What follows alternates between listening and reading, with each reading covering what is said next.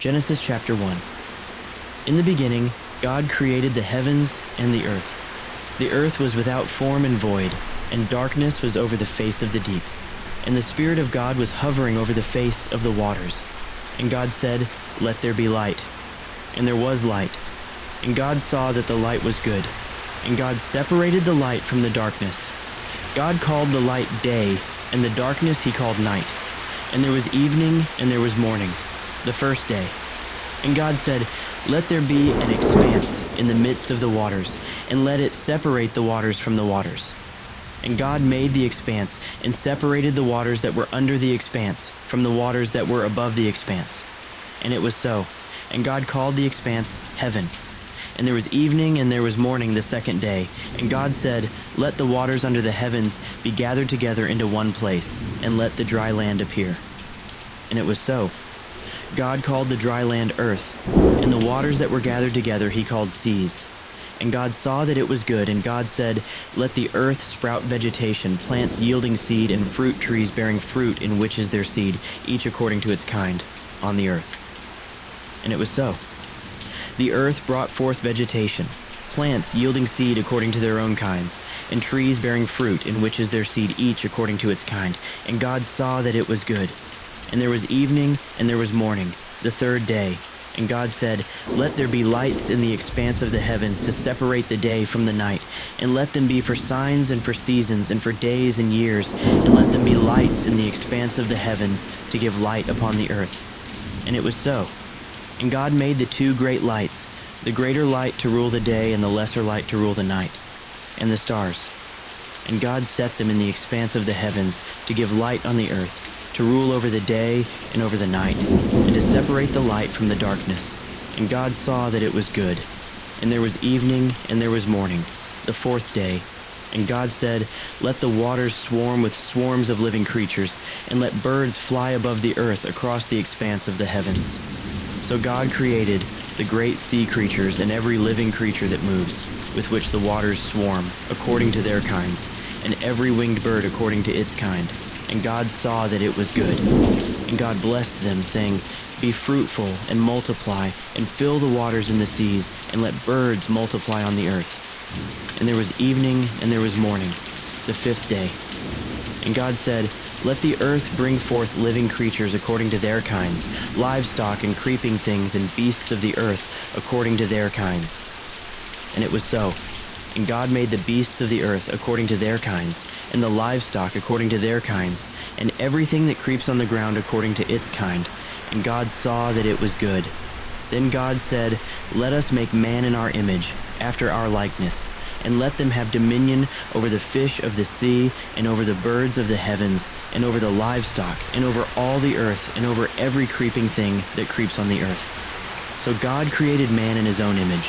In the image of God he created him. Male and female he created them. And God blessed them.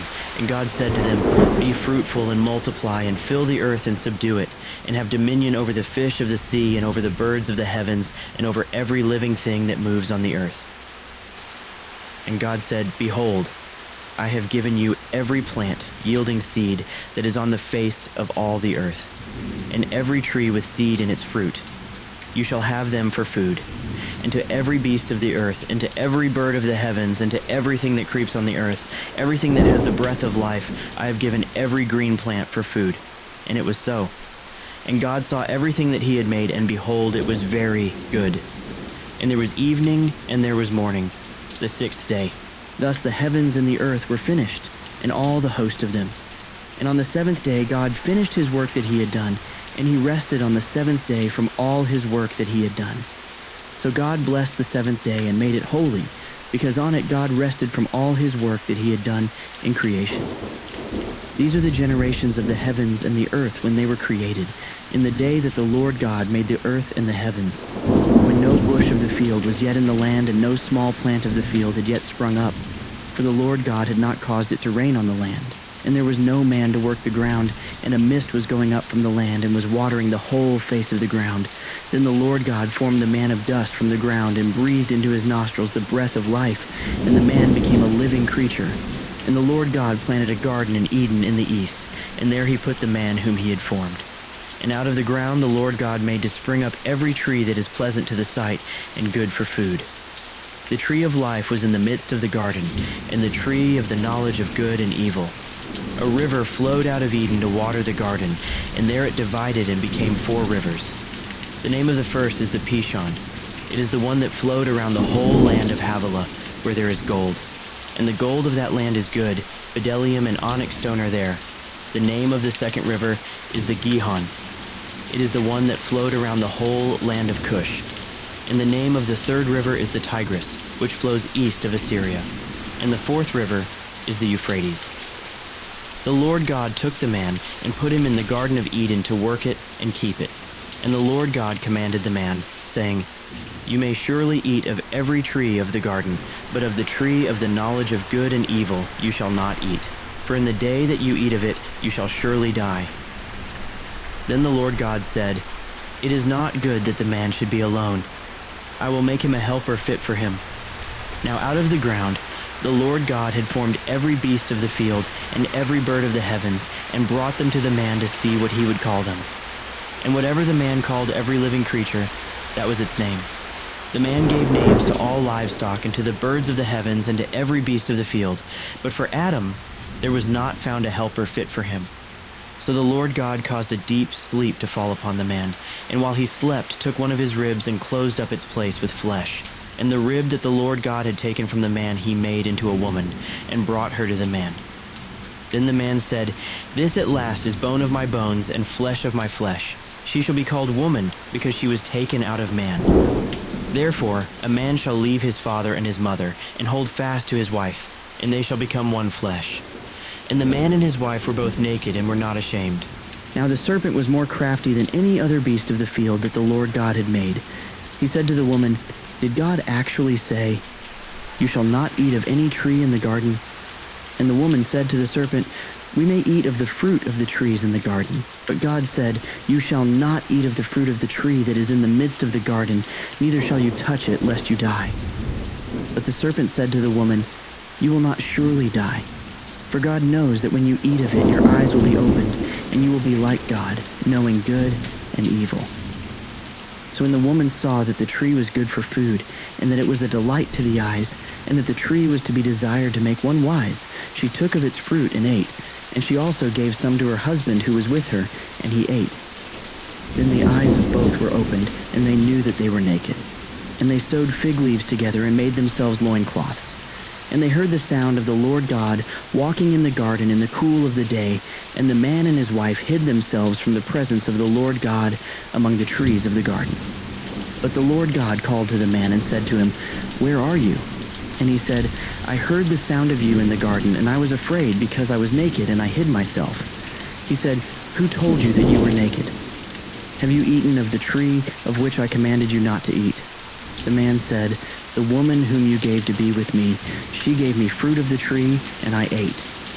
Then the Lord God said to the woman, "What is this that you have done?" The woman said, "The serpent deceived me, and I ate." The Lord God said to the serpent, "Because you have done this, cursed are you above all livestock and above all beasts of the field. On your belly you shall go, and dust you shall eat all the days of your life. I will put enmity between you and the woman, and between your offspring and her offspring. He shall bruise your head, and you shall bruise his heel." To the woman he said, "I will surely multiply your pain in childbearing. In pain you shall bring forth children. Your desire shall be contrary to your husband, but he shall rule over you." And to Adam he said, "Because you have listened to the voice of your wife, and have eaten of the tree of which I commanded you, you shall not eat of it. Cursed is the ground because of you. In pain you shall eat of it all the days of your life. Thorns and thistles it shall bring forth for you, and you shall eat the plants of the field. By the sweat of your face you shall eat bread till you return to the ground, for out of it you were taken, for you are dust, and to dust you shall return." The man called his wife's name Eve, because she was the mother of all living. And the Lord God made for Adam and for his wife garments of skins and clothed them. Then the Lord God said, "Behold, the man has become like one of us in knowing good and evil. Now lest he reach out his hand and take also of the tree of life and eat and live forever." Therefore the Lord God sent him out from the Garden of Eden to work the ground from which he was taken. He drove out the man, And at the east of the Garden of Eden, he placed the cherubim and a flaming sword that turned every way to guard the way to the tree of life. Now Adam knew Eve his wife, and she conceived and bore Cain, saying, I have gotten a man with the help of the Lord. And again she bore his brother Abel. Now Abel was a keeper of sheep, and Cain a worker of the ground. In the course of time, Cain brought to the Lord an offering of the fruit of the ground, and Abel also brought of the firstborn of his flock and of their fat portions. And the Lord had regard for Abel and his offering, but for Cain and his offering he had no regard. So Cain was very angry, and his face fell. The Lord said to Cain, Why are you angry, and why has your face fallen? If you do well, will you not be accepted? And if you do not do well, sin is crouching at the door. Its desire is contrary to you, but you must rule over it. Cain spoke to Abel his brother, and when they were in the field, Cain rose up against his brother Abel and killed him. Then the Lord said to Cain, Where is Abel your brother? He said, I do not know. Am I my brother's keeper? And the Lord said, What have you done? The voice of your brother's blood is crying to me from the ground. And now you are cursed from the ground, which has opened its mouth to receive your brother's blood from your hand. When you work the ground, it shall no longer yield to you its strength. You shall be a fugitive and a wanderer on the earth. Cain said to the Lord, My punishment is greater than I can bear. Behold, you have driven me today away from the ground, and from your face I shall be hidden. I shall be a fugitive and a wanderer on the earth, and whoever finds me will kill me. Then the Lord said to him, Not so. If anyone kills Cain, vengeance shall be taken on him sevenfold. And the Lord put a mark on Cain, lest any who found him should attack him. Then Cain went away from the presence of the Lord and settled in the land of Nod, east of Eden. Cain knew his wife, and she conceived and bore Enoch. When he built a city, he called the name of the city after the name of his son, Enoch. To Enoch was born Irad, and Irad fathered Mehujael, and Mehujael fathered Methushael, and Methushael fathered Lamech. And Lamech took 2 wives. The name of the one was Ada, and the name of the other Zillah. Ada bore Jabal. He was the father of those who dwell in tents and have livestock. His brother's name was Jubal. He was the father of all those who play the lyre and pipe.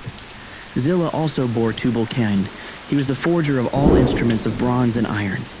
The sister of Tubal-Cain was Naamah. Lamech said to his wives, Ada and Zillah, hear my voice. You wives of Lamech, listen to what I say. I have killed a man for wounding me, a young man for striking me. If Cain's revenge is 7-fold, then Lamech's is 77-fold. And Adam knew his wife again, and she bore a son and called his name Seth, for she said, God has appointed for me another offspring instead of Abel, for Cain killed him. To Seth also a son was born, and he called his name Enosh. At that time people began to call upon the name of the Lord. This is the book of the generations of Adam. When God created man, he made him in the likeness of God. Male and female he created them, and he blessed them and named them man when they were created. When Adam had lived 130 years, he fathered a son in his own likeness after his image and named him Seth. The days of Adam after he fathered Seth were 800 years, and he had other sons and daughters. Thus all the days that Adam lived were 930 years, and he died. When Seth had lived 105 years, he fathered Enosh. Seth lived after he fathered Enosh 807 years and had other sons and daughters. Thus all the days of Seth were 912 years, and he died. When Enosh had lived 90 years, he fathered Kenan. Enosh lived after he fathered Kenan 815 years and had other sons and daughters. Thus all the days of Enosh were 905 years, and he died. When Kenan had lived 70 years, he fathered Mahalalel. Kenan lived after he fathered Mahalalel 840 years and had other sons and daughters. Thus all the days of Kenan were 910 years, and he died. When Mahalalel had lived 65 years, he fathered Jared. Mahalalel lived after he fathered Jared 830 years and had other sons and daughters. Thus all the days of Mahalalel were 895 years, and he died. When Jared had lived 162 years, he fathered Enoch. Jared lived after he fathered Enoch 800 years and had other sons and daughters. Thus all the days of Jared were 962 years, and he died. When Enoch had lived 65 years, he fathered Methuselah. Enoch walked with God after he fathered Methuselah 300 years and had other sons and daughters. Thus all the days of Enoch were 365 years. Enoch walked with God, and he was not, for God took him. When Methuselah had lived 187 years, he fathered Lamech. Methuselah lived after he fathered Lamech 782 years and had other sons and daughters. Thus all the days of Methuselah were 969 years, and he died. When Lamech had lived 182 years, he fathered a son and called his name Noah, saying, "Out of the ground that the Lord has cursed, this one shall bring us relief from our work and from the painful toil of our hands." Lamech lived after he fathered Noah 595 years and had other sons and daughters. Thus all the days of Lamech were 777 years, and he died. After Noah was 500 years old, Noah fathered Shem, Ham, and Japheth. When man began to multiply on the face of the land and daughters were born to them, the sons of God saw that the daughters of man were attractive, and they took as their wives any they chose. Then the Lord said, "My spirit shall not abide in man forever, for he is flesh. His days shall be 120 years. The Nephilim were on the earth in those days, and also afterward when the sons of God came in to the daughters of man, and they bore children to them. These were the mighty men who were of old, the men of renown. The Lord saw that the wickedness of man was great in the earth, and that every intention of the thoughts of his heart was only evil continually. And the Lord regretted that he had made man on the earth, and it grieved him to his heart. So the Lord said, "I will blot out man whom I have created from the face of the land, man and animals and creeping things and birds of the heavens, for I am sorry that I have made them." But Noah found favor in the eyes of the Lord. These are the generations of Noah. Noah was a righteous man, blameless in his generation. Noah walked with God, and Noah had 3 sons, Shem, Ham, and Japheth. Now the earth was corrupt in God's sight, and the earth was filled with violence. And God saw the earth, and behold, it was corrupt, for all flesh had corrupted their way on the earth. And God said to Noah, "I have determined to make an end of all flesh, for the earth is filled with violence through them. Behold, I will destroy them with the earth. Make yourself an ark of gopher wood. Make rooms in the ark and cover it inside and out with pitch. This is how you are to make it. The length of the ark, 300 cubits, its breadth 50 cubits, and its height 30 cubits. Make a roof for the ark, and finish it to a cubit above, and set the door of the ark in its side. Make it with lower, second, and third decks. For behold, I will bring a flood of waters upon the earth to destroy all flesh, in which is the breath of life under heaven. Everything that is on the earth shall die. But I will establish my covenant with you, and you shall come into the ark, you, your sons, your wife, and your sons' wives with you. And of every living thing of all flesh, you shall bring 2 of every sort into the ark, to keep them alive with you. They shall be male and female. Of the birds according to their kinds, and of the animals according to their kinds, of every creeping thing of the ground according to its kind, 2 of every sort shall come into you to keep them alive. Also take with you every sort of food that is eaten and store it up. It shall serve as food for you and for them." Noah did this. He did all that God commanded him. Then the Lord said to Noah, "Go into the ark, you and all your household, for I have seen that you are righteous before me in this generation. Take with you 7 pairs of all clean animals, the male and his mate, and a pair of the animals that are not clean, the male and his mate, and 7 pairs of the birds of the heavens also, male and female, to keep their offspring alive on the face of all the earth. For in 7 days I will send rain on the earth, 40 days and 40 nights. And every living thing that I have made I will blot out from the face of the ground." And Noah did all that the Lord had commanded him. Noah was 600 years old when the flood of waters came upon the earth. And Noah and his sons and his wife and his sons' wives with him went into the ark to escape the waters of the flood, of clean animals and of animals that are not clean, and of birds and of everything that creeps on the ground. 2 and 2, male and female, went into the ark with Noah, as God had commanded Noah. And after 7 days, the waters of the flood came upon the earth. In the 600th year of Noah's life, in the 2nd month, on the 17th day of the month, On that day, all the fountains of the great deep burst forth, and the windows of the heavens were opened, and rain fell upon the earth 40 days and 40 nights. On the very same day, Noah and his sons, Shem and Ham and Japheth, and Noah's wife and the 3 wives of his sons with them entered the ark, they and every beast according to its kind, and all the livestock according to their kinds, and every creeping thing that creeps on the earth according to its kind, and every bird according to its kind, every winged creature. They went into the ark with Noah, 2 and 2 of all flesh, in which there was the breath of life.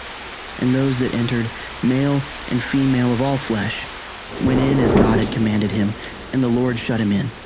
The flood continued 40 days on the earth. The waters increased and bore up the ark, and it rose high above the earth. The waters prevailed and increased greatly on the earth, and the ark floated on the face of the waters.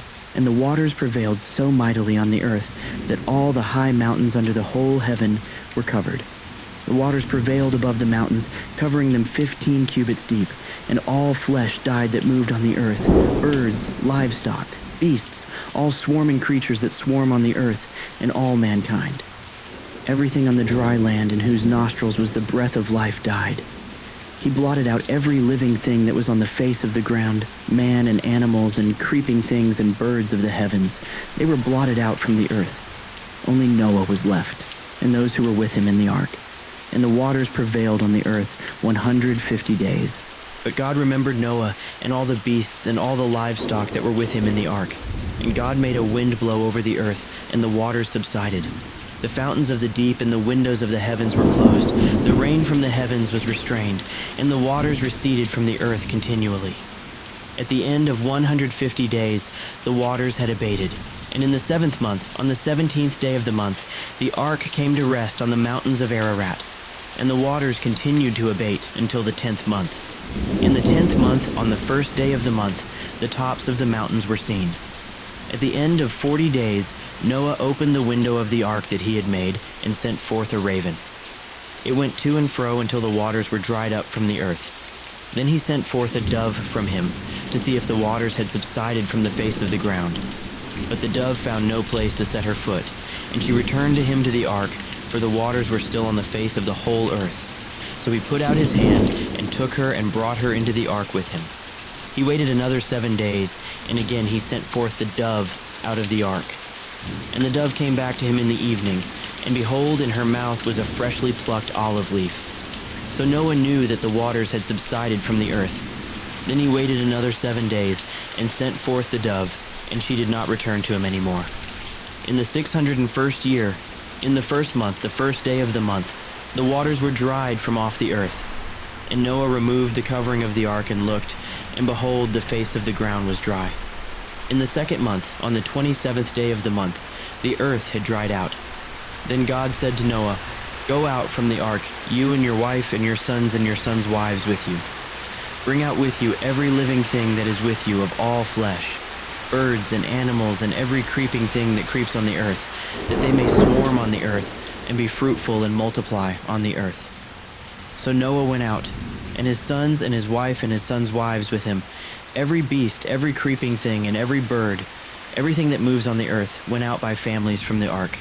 Then Noah built an altar to the Lord, and took some of every clean animal and some of every clean bird, and offered burnt offerings on the altar. And when the Lord smelled the pleasing aroma, the Lord said in his heart, "I will never again curse the ground because of man. For the intention of man's heart is evil from his youth. Neither will I ever again strike down every living creature as I have done. While the earth remains, seed time and harvest, cold and heat, summer and winter, day and night shall not cease." And God blessed Noah and his sons and said to them, "Be fruitful and multiply and fill the earth. The fear of you and the dread of you shall be upon every beast of the earth, and upon every bird of the heavens, upon everything that creeps on the ground and all the fish of the sea. Into your hand they are delivered. Every moving thing that lives shall be food for you. And as I gave you the green plants, I give you everything. But you shall not eat flesh with its life, that is, its blood. And for your lifeblood I will require a reckoning. From every beast I will require it, and from man. From his fellow man I will require a reckoning for the life of man. Whoever sheds the blood of man, by man shall his blood be shed, for God made man in his own image. And you, be fruitful and multiply. Increase greatly on the earth and multiply in it. Then God said to Noah and to his sons with him, Behold, I establish my covenant with you and your offspring after you, and with every living creature that is with you, the birds, the livestock, and every beast of the earth with you, as many as came out of the ark. It is for every beast of the earth. I establish my covenant with you, that never again shall all flesh be cut off by the waters of the flood, and never again shall there be a flood to destroy the earth. And God said, This is the sign of the covenant that I make between me and you, and every living creature that is with you, for all future generations. I have set my bow in the cloud, and it shall be a sign of the covenant between me and the earth. When I bring clouds over the earth, and the bow is seen in the clouds, I will remember my covenant that is between me and you, and every living creature of all flesh. And the waters shall never again become a flood to destroy all flesh. When the bow is in the clouds, I will see it and remember the everlasting covenant between God and every living creature of all flesh that is on the earth. God said to Noah, This is the sign of the covenant that I have established between me and all flesh that is on the earth. The sons of Noah who went forth from the ark were Shem, Ham, and Japheth. Ham was the father of Canaan. These three were the sons of Noah, and from these the people of the whole earth were dispersed. Noah began to be a man of the soil, and he planted a vineyard. He drank of the wine and became drunk and lay uncovered in his tent. And Ham, the father of Canaan, saw the nakedness of his father and told his two brothers outside.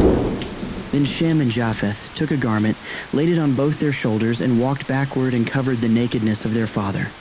Their faces were turned backward, and they did not see their father's nakedness. When Noah awoke from his wine and knew what his youngest son had done to him, he said, Cursed be Canaan. A servant of servants shall he be to his brothers. He also said, Blessed be the Lord, the God of Shem, and let Canaan be his servant.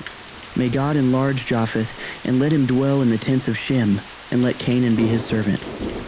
After the flood, Noah lived 350 years. All the days of Noah were 950 years, and he died. These are the generations of the sons of Noah, Shem, Ham, and Japheth. Sons were born to them after the flood, the sons of Japheth, Gomer, Magog, Madai, Javan, Tubal, Meshech, and Tiras.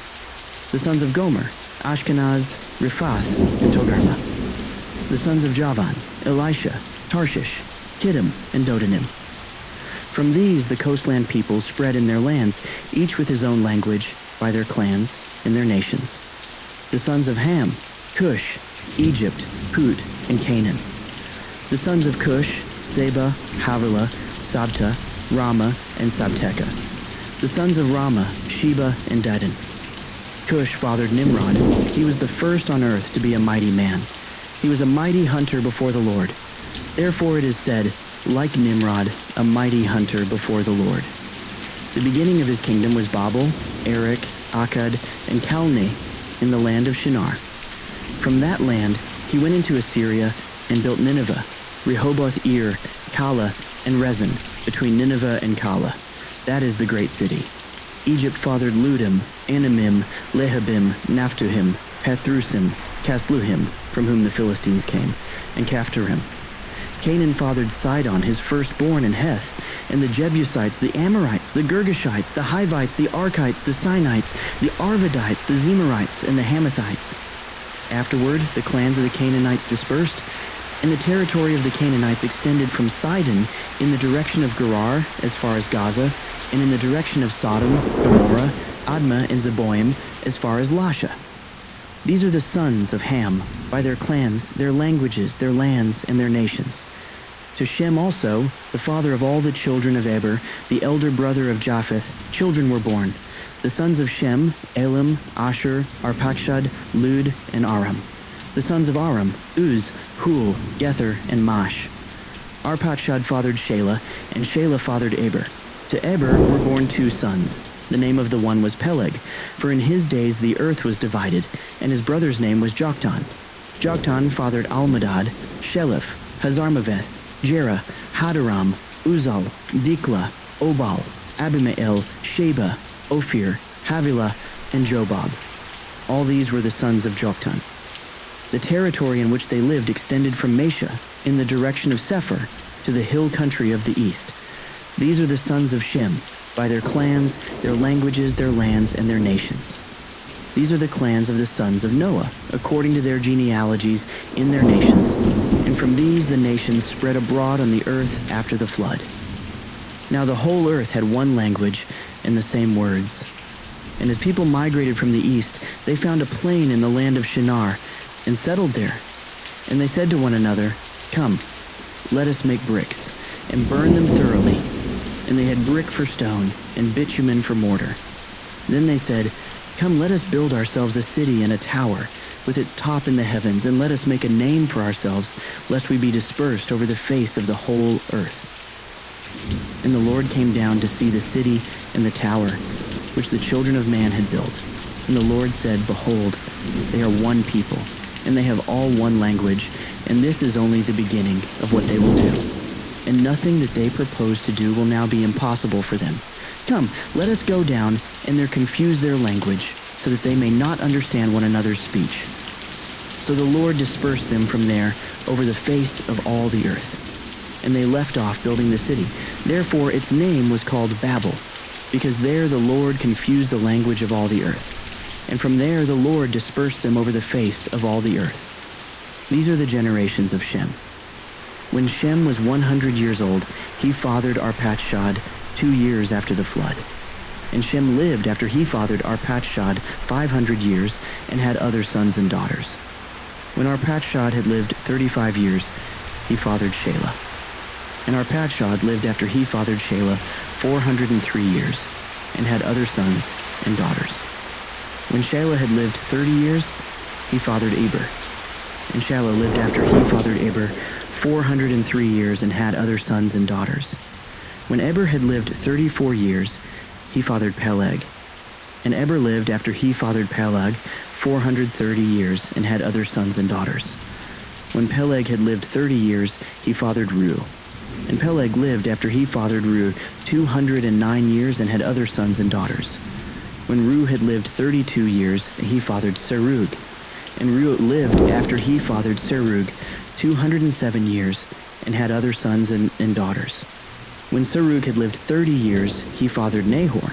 And Serug lived after he fathered Nahor 200 years and had other sons and daughters. When Nahor had lived 29 years, he fathered Terah. And Nahor lived after he fathered Terah 119 years and had other sons and daughters. When Terah had lived 70 years, he fathered Abram, Nahor, and Haran. Now these are the generations of Terah. Terah fathered Abram, Nahor, and Haran. And Haran fathered Lot. Haran died in the presence of his father Terah in the land of his kindred, in Ur of the Chaldeans. And Abram and Nahor took wives. The name of Abram's wife was Sarai, and the name of Nahor's wife Milcah, the daughter of Haran, the father of Milcah and Iscah. Now Sarai was barren, she had no child. Terah took Abram his son, and Lot, the son of Haran, his grandson, and Sarai his daughter-in-law, his son Abram's wife, and they went forth together from Ur of the Chaldeans to go into the land of Canaan. But when they came to Haran, they settled there. The days of Terah were 205 years, and Terah died in Haran. Now the Lord said to Abram, "Go from your country and your kindred and your father's house to the land that I will show you. And I will make of you a great nation, and I will bless you and make your name great, so that you will be a blessing. I will bless those who bless you, and him who dishonors you I will curse, and in you all the families of the earth shall be blessed." So Abram went as the Lord had told him, and Lot went with him. Abram was 75 years old when he departed from Haran. And Abram took Sarai his wife, and Lot his brother's son, and all their possessions that they had gathered, and the people that they had acquired in Haran, and they set out to go to the land of Canaan. When they came to the land of Canaan, Abram passed through the land to the place at Shechem, to the oak of Moreh. At that time the Canaanites were in the land. Then the Lord appeared to Abram and said, "To your offspring I will give this land." So he built there an altar to the Lord, who had appeared to him.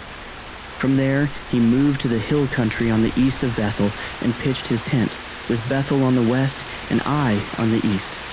And there he built an altar to the Lord and called upon the name of the Lord. And Abram journeyed on, still going toward the Negev. Now there was a famine in the land.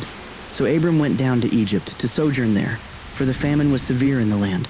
When he was about to enter Egypt, he said to Sarai his wife, I know that you are a woman beautiful in appearance, and when the Egyptians see you, they will say, This is his wife. Then they will kill me, but they will let you live.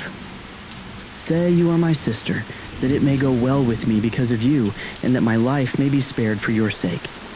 When Abram entered Egypt, the Egyptians saw that the woman was very beautiful. And when the princes of Pharaoh saw her, they praised her to Pharaoh. And the woman was taken into Pharaoh's house, and for her sake he dealt well with Abram. And he had sheep, oxen, male donkeys, male servants, female donkeys, and camels. But the Lord afflicted Pharaoh and his house with great plagues because of Sarai, Abram's wife. So Pharaoh called Abram and said, What is this you have done to me? Why did you not tell me that she was your wife? Why did you say, She is my sister, so that I took her for my wife? Now then, here is your wife. Take her and go. And Pharaoh gave men orders concerning him, and they sent him away with his wife and all that he had. So Abram went up from Egypt, he and his wife and all that he had, and Lot with him, into the Negev. Now Abram was very rich in livestock, in silver and in gold, and he journeyed on from the Negev as far as Bethel to the place where his tent had been at the beginning, between Bethel and Ai, to the place where he had made an altar at the first. And there Abram called upon the name of the Lord.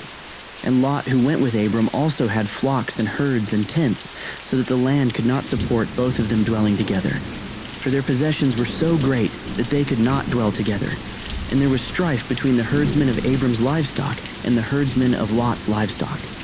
At that time the Canaanites and the Perizzites were dwelling in the land.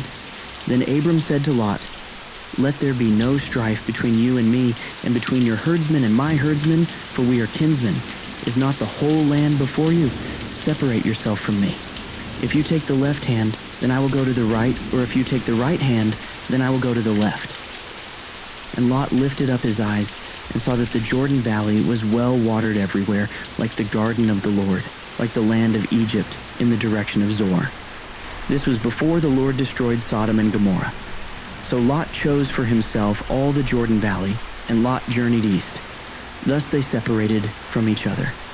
Abram settled in the land of Canaan, while Lot settled among the cities of the valley and moved his tent as far as Sodom. Now the men of Sodom were wicked, great sinners against the Lord. The Lord said to Abram after Lot had separated from him, Lift up your eyes, and look from the place where you are, northward and southward and eastward and westward, for all the land that you see I will give to you and to your offspring forever. I will make your offspring as the dust of the earth, so that if one can count the dust of the earth, your offspring also can be counted. Arise, walk through the length and the breadth of the land, for I will give it to you. So Abram moved his tent and came and settled by the oaks of Mamre, which are at Hebron, and there he built an altar to the Lord.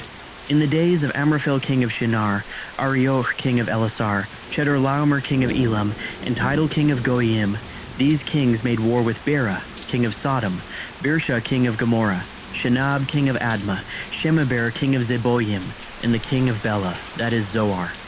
And all these joined forces in the valley of Siddim, that is the Salt Sea.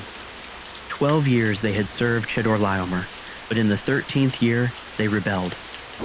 In the 14th year, Chedorlaomer and the kings who were with him came and defeated the Rephaim in Ashtaroth Karnaim, the Zuzim in Ham, the Imim in Shaveh Kiriathaim, and the Horites in their hill country of Seir, as far as El Paran on the border of the wilderness. Then they turned back and came to En-Mishpat, that is, Kadesh, and defeated all the country of the Amalekites and also the Amorites who were dwelling in Hazazon Tamar. Then the king of Sodom, the king of Gomorrah, the king of Admah, the king of Zeboim, and the king of Bela, that is Zoar, went out, and they joined battle in the valley of Siddim with Chedorlaomer king of Elam, Tidal king of Goyim, Amraphel king of Shinar, and Arioch king of Elasar, 4 kings against 5. Now the valley of Siddim was full of bitumen pits, and as the kings of Sodom and Gomorrah fled, some fell into them, and the rest fled to the hill country. So the enemy took all the possessions of Sodom and Gomorrah, and all their provisions, and went their way. They also took Lot, the son of Abram's brother, who was dwelling in Sodom, and his possessions, and went their way. Then one who had escaped came and told Abram the Hebrew, who was living by the oaks of Mamre the Amorite, brother of Eshcol and of Aner. These were allies of Abram. When Abram heard that his kinsmen had been taken captive, he led forth his trained men, born in his house, 318 of them, and went in pursuit as far as Dan. And he divided his forces against them by night, he and his servants, and defeated them and pursued them to Hobah, north of Damascus. Then he brought back all the possessions, and also brought back his kinsman Lot with his possessions, and the women and the people. After his return from the defeat of Chedorlaomer and the kings who were with him, the king of Sodom went out to meet him at the valley of Shaveh, that is the king's valley. And Melchizedek king of Salem brought out bread and wine. He was priest of God Most High. And he blessed him and said, Blessed be Abram by God Most High, possessor of heaven and earth, and blessed be God Most High, who has delivered your enemies into your hand. And Abram gave him a tenth of everything. And the king of Sodom said to Abram, Give me the persons, but take the goods for yourself.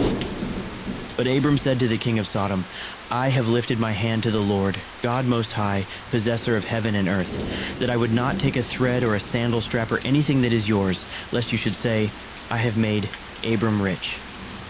I will take nothing but what the young men have eaten, and the share of the men who went with me. Let Aner, Eshcol, and Mamre take their share. After these things the word of the Lord came to Abram in a vision. Fear not, Abram, I am your shield. Your reward shall be very great. But Abram said, O Lord God, what will you give me? For I continue childless, and the heir of my house is Eliezer of Damascus. And Abram said, Behold, you have given me no offspring, and a member of my household will be my heir. And behold, the word of the Lord came to him, This man shall not be your heir, your very own son shall be your heir. And he brought him outside and said, Look toward heaven and number the stars if you are able to number them. Then he said to him, So shall your offspring be. And he believed the Lord, and he counted it to him as righteousness. And he said to him, I am the Lord who brought you out from Ur of the Chaldeans to give you this land to possess. But he said, O Lord God, how am I to know that I shall possess it? He said to him, Bring me a heifer, 3 years old, a female goat 3 years old, a ram 3 years old, a turtle dove, and a young pigeon. And he brought him all these, cut them in half, and laid each half over against the other. But he did not cut the birds in half. And when birds of prey came down on the carcasses, Abram drove them away. As the sun was going down, a deep sleep fell on Abram, and behold, dreadful and great darkness fell upon him.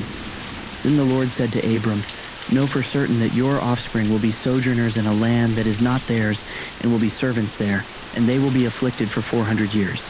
But I will bring judgment on the nation that they serve, and afterward they shall come out with great possessions. As for you, you shall go to your fathers in peace. You shall be buried in a good old age. And they shall come back here in the 4th generation, for the iniquity of the Amorites is not yet complete. When the sun had gone down and it was dark, behold, a smoking firepot and a flaming torch passed between these pieces. On that day, the Lord made a covenant with Abram, saying, To your offspring I give this land, from the river of Egypt to the great river, the river Euphrates, the land of the Kenites, the Kenizzites, the Cadmonites, the Hittites, the Perizzites, the Rephaim, the Amorites, the Canaanites, the Girgashites, and the Jebusites. Now Sarai, Abram's wife, had borne him no children. She had a female Egyptian servant whose name was Hagar. And Sarai said to Abram, Behold now, the Lord has prevented me from bearing children. Go into my servant. It may be that I shall obtain children by her. And Abram listened to the voice of Sarai. So after Abram had lived 10 years in the land of Canaan, Sarai, Abram's wife, took Hagar the Egyptian, her servant, and gave her to Abram her husband as a wife. And he went in to Hagar, and she conceived. And when she saw that she had conceived, she looked with contempt on her mistress. And Sarai said to Abram, May the wrong done to me be on you. I gave my servant to your embrace, and when she saw that she had conceived, she looked on me with contempt. May the Lord judge between you and me. But Abram said to Sarai, Behold, your servant is in your power. Do to her as you please. Then Sarai dealt harshly with her, and she fled from her. The angel of the Lord found her by a spring of water in the wilderness, the spring on the way to Shur. And he said, Hagar, servant of Sarai, where have you come from and where are you going? She said, I am fleeing from my mistress Sarai." The angel of the Lord said to her, "Return to your mistress and submit to her." The angel of the Lord also said to her, "I will surely multiply your offspring, so that they cannot be numbered for multitude." And the angel of the Lord said to her, "Behold, you are pregnant and shall bear a son. You shall call his name Ishmael, because the Lord has listened to your affliction.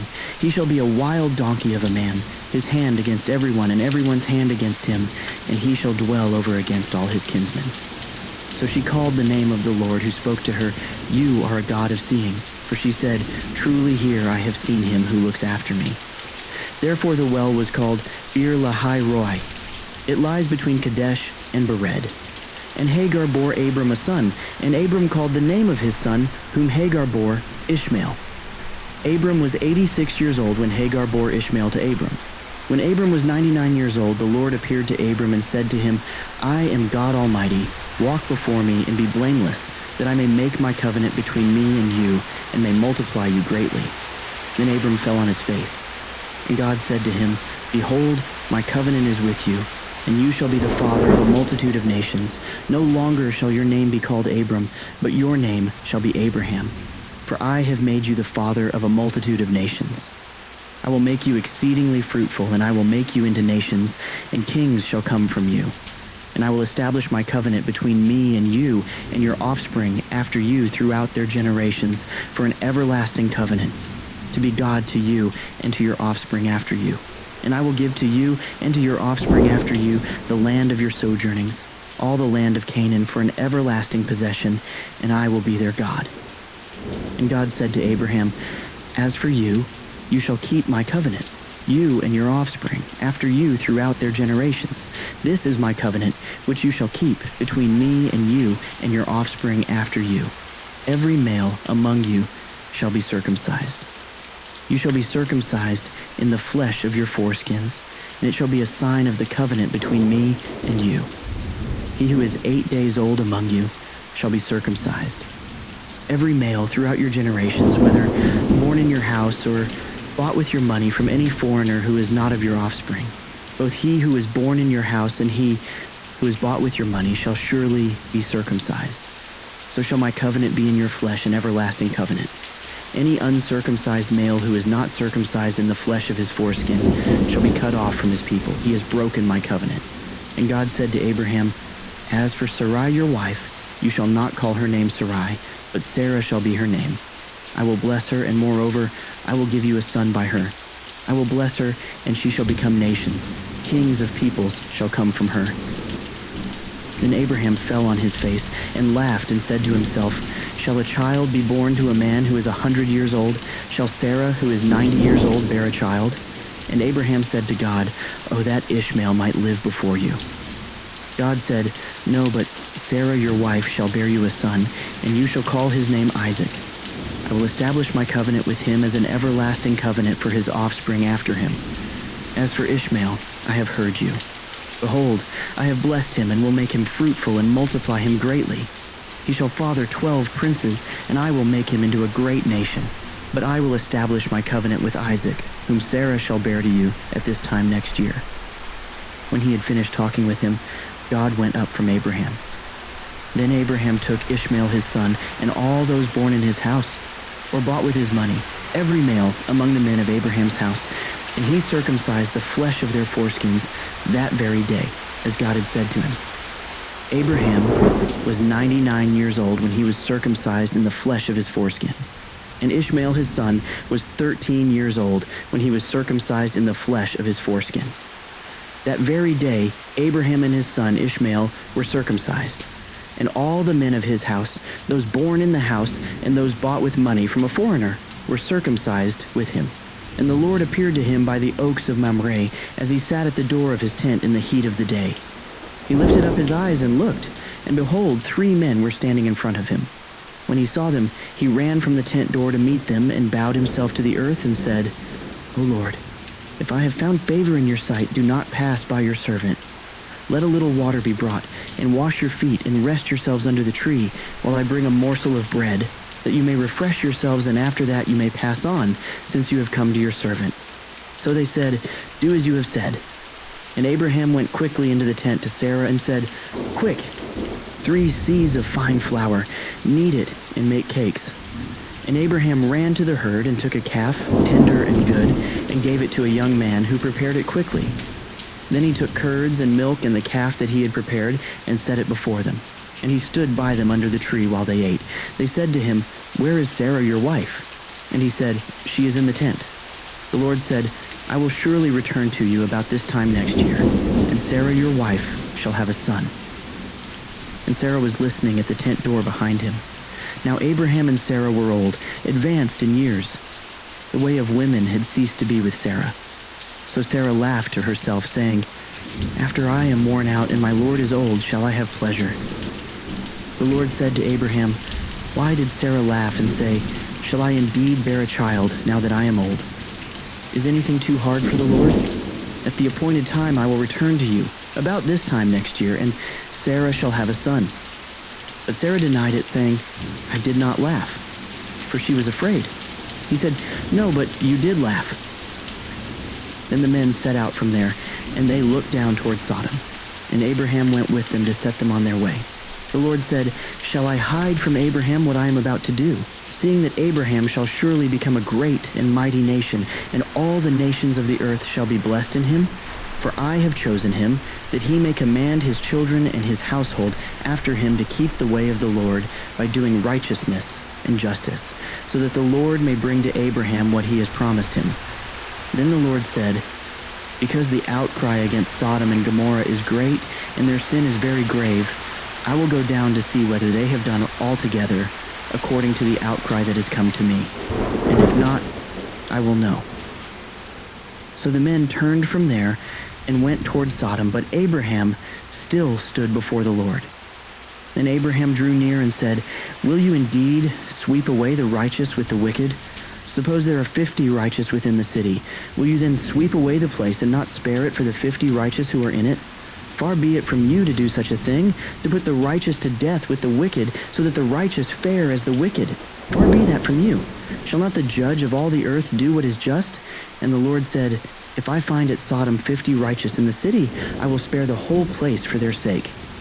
Abraham answered and said, "Behold, I have undertaken to speak to the Lord, I who am but dust and ashes.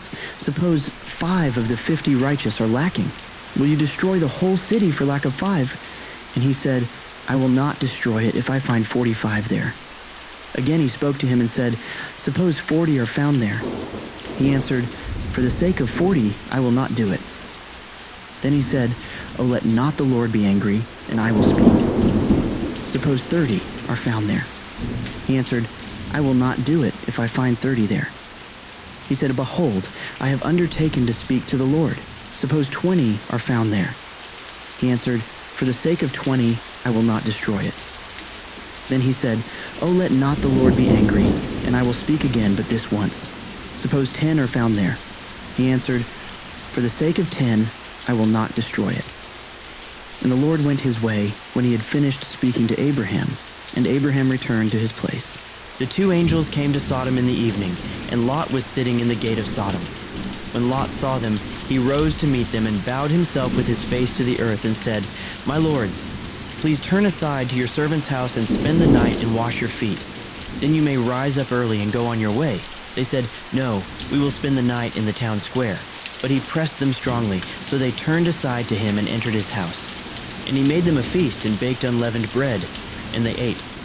But before they lay down, the men of the city, the men of Sodom, both young and old, all the people to the last man, surrounded the house.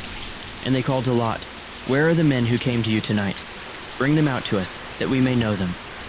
Lot went out to the men at the entrance, shut the door after him, and said, "I beg you, my brothers, do not act so wickedly. Behold, I have 2 daughters who have not known any man. Let me bring them out to you, and do to them as you please. Only do nothing to these men, for they have come under the shelter of my roof." But they said, "Stand back." And they said, "This fellow came to sojourn, and he has become the judge. Now we will deal worse with you than with them." Then they pressed hard against the man Lot, and drew near to break the door down. But the men reached out their hands and brought Lot into the house with them and shut the door. And they struck with blindness the men who were at the entrance of the house, both small and great, so that they wore themselves out groping for the door. Then the men said to Lot, "Have you anyone else here? Sons-in-law, sons, daughters, or anyone you have in the city, bring them out of the place. For we are about to destroy this place, because the outcry against its people has become great before the Lord, and the Lord has sent us to destroy it." So Lot went out and said to his sons-in-law, who were to marry his daughters, "Up, get out of this place, for the Lord is about to destroy the city." But he seemed to his sons-in-law to be jesting. As morning dawned, the angels urged Lot, saying, "Up, take your wife and your 2 daughters who are here, lest you be swept away in the punishment of the city." But he lingered. So the men seized him, and his wife and his 2 daughters by the hand, the Lord being merciful to him, and they brought him out and set him outside the city. And as they brought them out, one said, "Escape for your life. Do not look back or stop anywhere in the valley. Escape to the hills, lest you be swept away." And Lot said to them, "Oh no, my lords. Behold, your servant has found favor in your sight, and you have shown me great kindness in saving my life. But I cannot escape to the hills, lest the disaster overtake me and I die. Behold, this city is near enough to flee to, and it is a little one. Let me escape there. Is it not a little one? And my life will be saved." He said to him, "Behold, I grant you this favor also, that I will not overthrow the city of which you have spoken. Escape there quickly, for I can do nothing till you arrive there." Therefore the name of the city was called Zoar. The sun had risen on the earth when Lot came to Zoar. Then the Lord rained on Sodom and Gomorrah sulfur and fire from the Lord out of heaven. And he overthrew those cities, and all the valley, and all the inhabitants of the cities, and what grew on the ground. But Lot's wife behind him looked back, and she became a pillar of salt. And Abraham went early in the morning to the place where he had stood before the Lord. And he looked down toward Sodom and Gomorrah, and toward all the land of the valley, and he looked, and behold, the smoke of the land went up like the smoke of a furnace. So it was that, when God destroyed the cities of the valley, God remembered Abraham, and sent Lot out of the midst of the overthrow, when he overthrew the cities in which Lot had lived. Now Lot went up out of Zoar, and lived in the hills with his 2 daughters, for he was afraid to live in Zoar. So he lived in a cave with his 2 daughters. And the firstborn said to the younger, "Our father is old, and there is not a man on earth to come into us after the manner of all the earth. Come, let us make our father drink wine, and we will lie with him, that we may preserve offspring from our father." So they made their father drink wine that night. And the firstborn went in and lay with her father. He did not know when she lay down or when she arose. The next day the firstborn said to the younger, "Behold, I lay last night with my father. Let us make him drink wine tonight also. Then you go in and lie with him, that we may preserve offspring from our father." So they made their father drink wine that night also. And the younger arose and lay with him, and he did not know when she lay down or when she arose. Thus both the daughters of Lot became pregnant by their father. The firstborn bore a son, and called his name Moab. He is the father of the Moabites to this day. The younger also bore a son, and called his name Ben-Ami.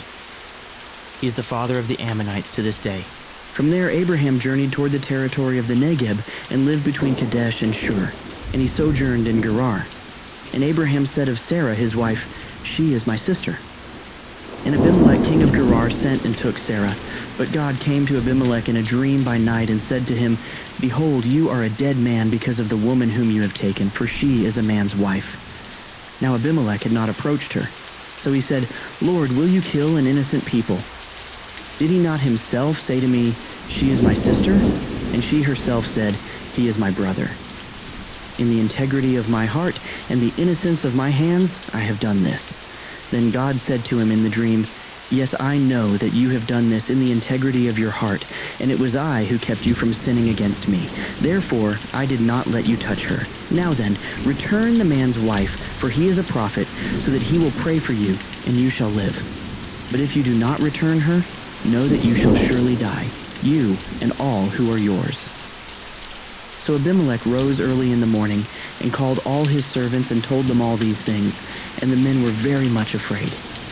Then Abimelech called Abraham, and said to him, "What have you done to us? And how have I sinned against you, that you have brought on me and my kingdom a great sin? You have done to me things that ought not to be done." And Abimelech said to Abraham, "What did you see that you did this thing?"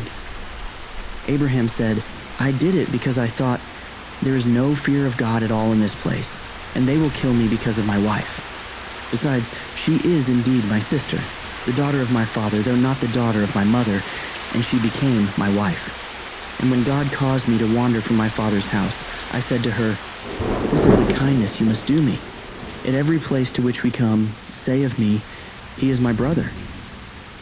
Then Abimelech took sheep and oxen, and male servants and female servants, and gave them to Abraham, and returned Sarah his wife to him. And Abimelech said, Behold, my land is before you. Dwell where it pleases you. To Sarah he said, Behold, I have given your brother 1,000 pieces of silver. It is a sign of your innocence in the eyes of all who are with you, and before everyone you are vindicated. Then Abraham prayed to God, and God healed Abimelech, and also healed his wife and female slaves, so that they bore children. For the Lord had closed all the wombs of the house of Abimelech because of Sarah, Abraham's wife. The Lord visited Sarah as he had said, and the Lord did to Sarah as he had promised.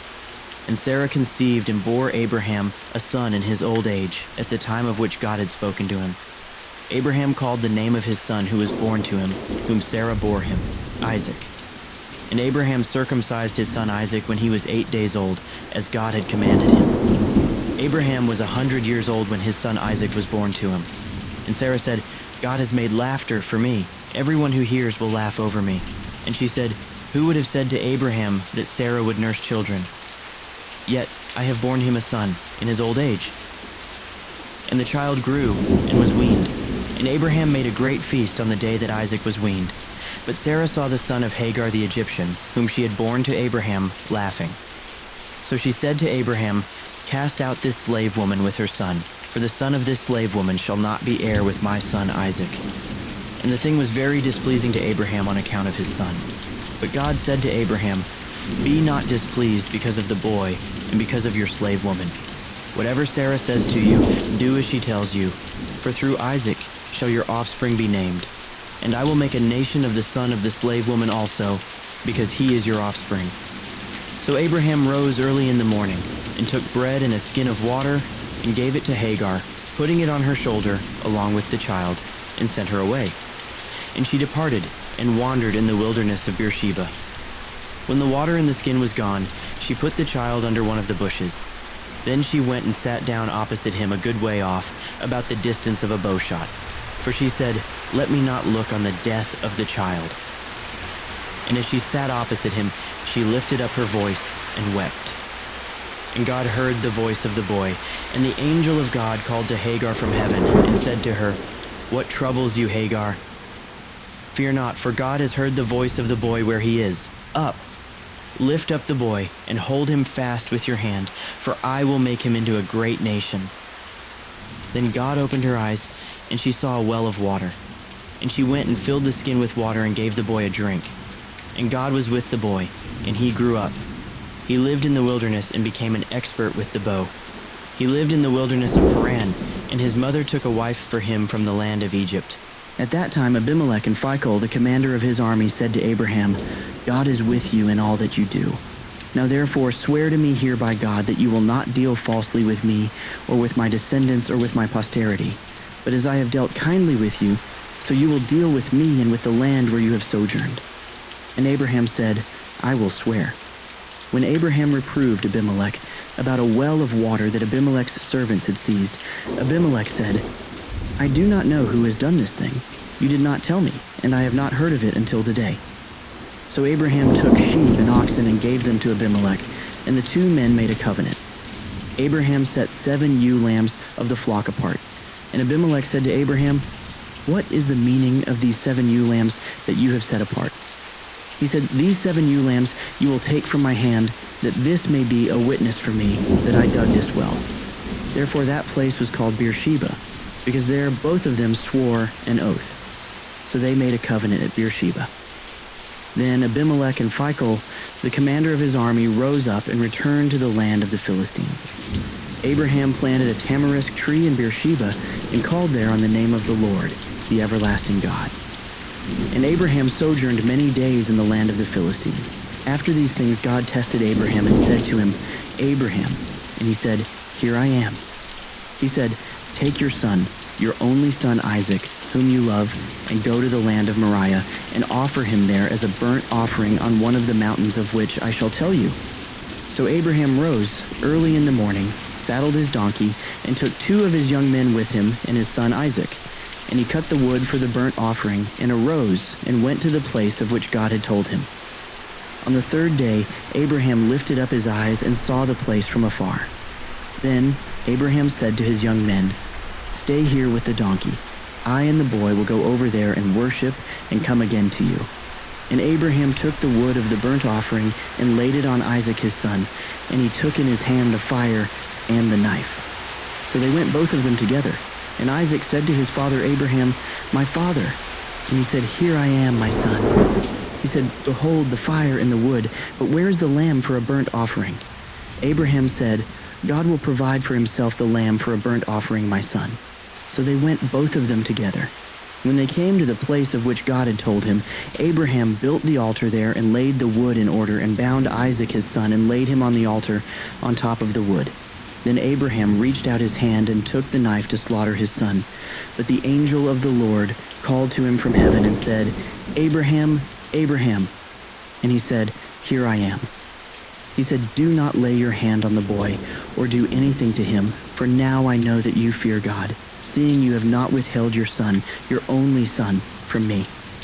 And Abraham lifted up his eyes and looked, and behold, behind him was a ram, caught in a thicket by his horns. And Abraham went and took the ram and offered it up as a burnt offering instead of his son. So Abraham called the name of that place, "The Lord will provide." As it is said to this day, "On the mount of the Lord it shall be provided." And the angel of the Lord called to Abraham a second time from heaven, and said, "By myself I have sworn, declares the Lord, because you have done this, and have not withheld your son, your only son, I will surely bless you. And I will surely multiply your offspring as the stars of heaven and as the sand that is on the seashore. And your offspring shall possess the gate of his enemies, and in your offspring shall all the nations of the earth be blessed, because you have obeyed my voice." So Abraham returned to his young men, and they arose and went together to Beersheba. And Abraham lived at Beersheba.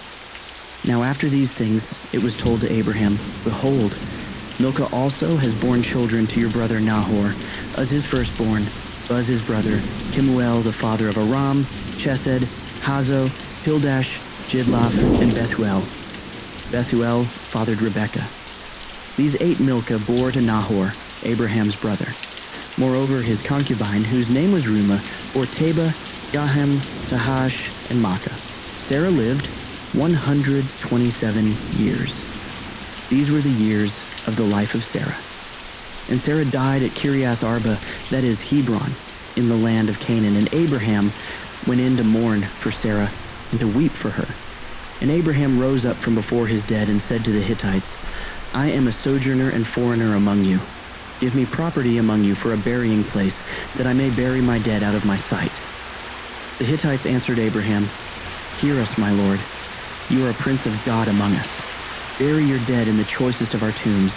None of us will withhold from you his tomb to hinder you from burying your dead." Abraham rose and bowed to the Hittites, the people of the land. And he said to them, "If you are willing that I should bury my dead out of my sight, hear me and entreat for me Ephron the son of Zohar, that he may give me the cave of Machpelah, which he owns. It is at the end of his field. For the full price, let him give it to me in your presence as property for a burying place."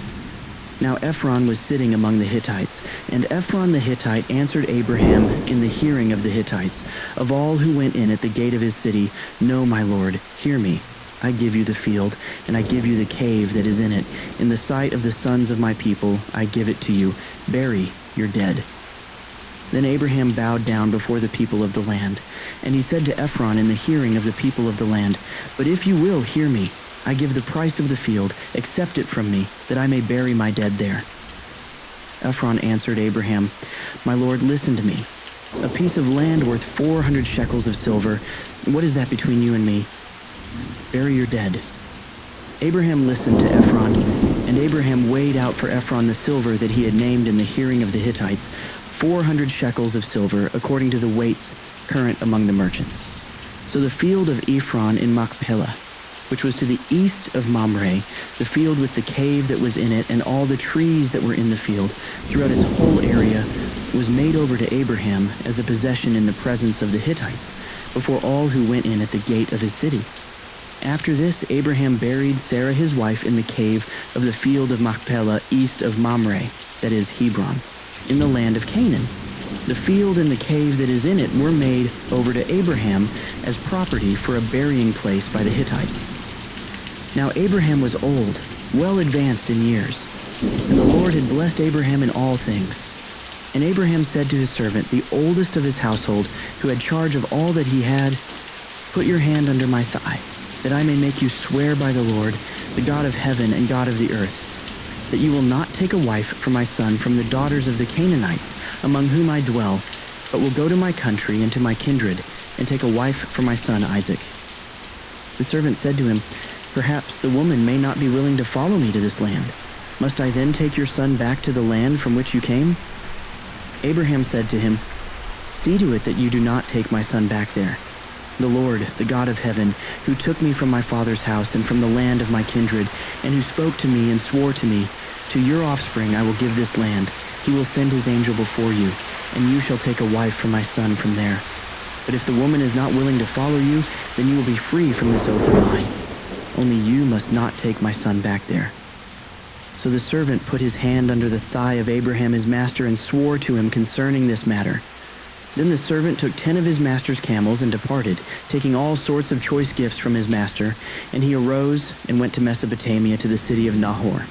And he made the camels kneel down outside the city by the well of water at the time of evening, the time when women go out to draw water. And he said, "O Lord, God of my master Abraham, please grant me success today and show steadfast love to my master Abraham. Behold, I am standing by the spring of water, and the daughters of the men of the city are coming out to draw water. Let the young woman to whom I shall say, 'Please let down your jar that I may drink,' and who shall say, 'Drink, and I will water your camels,' let her be the one whom you have appointed for your servant Isaac. By this I shall know that you have shown steadfast love to my master." Before he had finished speaking, behold, Rebekah, who was born to Bethuel the son of Milcah, the wife of Nahor, Abraham's brother, came out with her water jar on her shoulder. The young woman was very attractive in appearance, a maiden whom no man had known. She went down to the spring and filled her jar and came up. Then the servant ran to meet her and said, "Please give me a little water to drink from your jar." She said, "Drink, my lord." And she quickly let down her jar upon her hand and gave him a drink. When she had finished giving him a drink, she said, "I will draw water for your camels also, until they have finished drinking." So she quickly emptied her jar into the trough and ran again to the well to draw water, and she drew for all his camels. The man gazed at her in silence to learn whether the Lord had prospered his journey or not.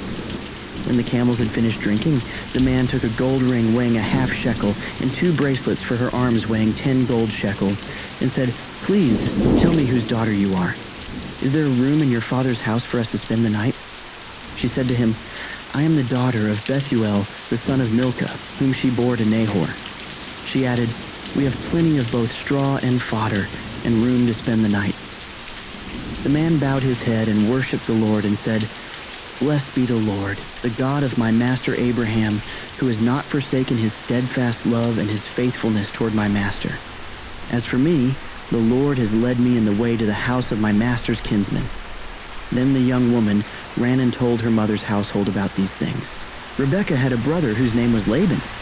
Laban ran out toward the man to the spring. As soon as he saw the ring and the bracelets on his sister's arms and heard the words of Rebekah his sister, "Thus the man spoke to me," he went to the man.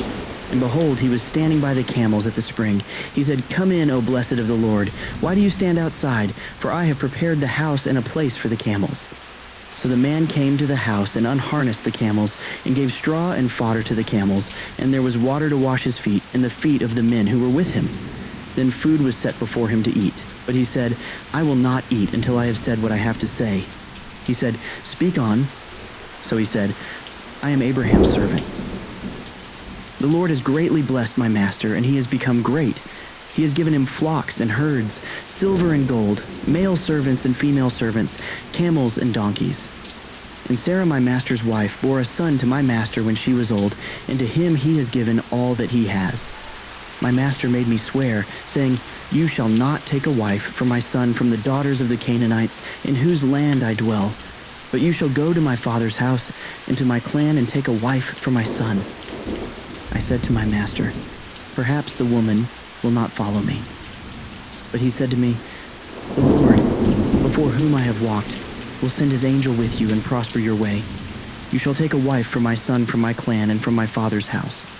Then you will be free from my oath when you come to my clan. And if they will not give her to you, you will be free from my oath. I came today to the spring and said, O Lord, the God of my master Abraham, if now you are prospering the way that I go, behold, I am standing by the spring of water. Let the virgin who comes out to draw water, to whom I shall say, Please give me a little water from your jar to drink, and who will say to me, Drink, and I will draw for your camels also.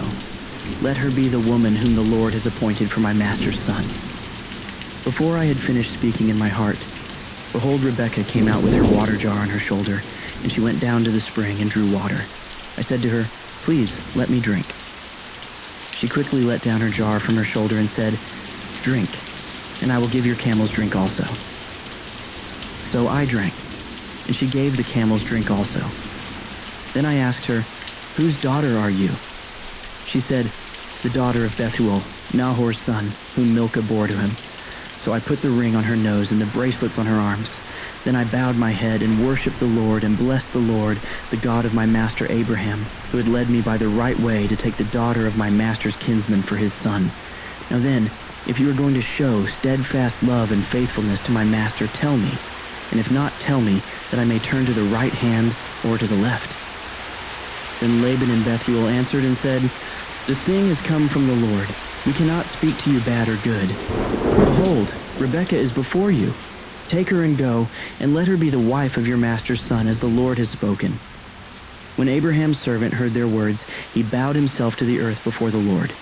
And the servant brought out jewelry of silver and of gold and garments, and gave them to Rebekah. He also gave to her brother and to her mother costly ornaments. And he and the men who were with him ate and drank, and they spent the night there. When they arose in the morning, he said, Send me away to my master. Her brother and her mother said, Let the young woman remain with us a while, at least 10 days. After that she may go.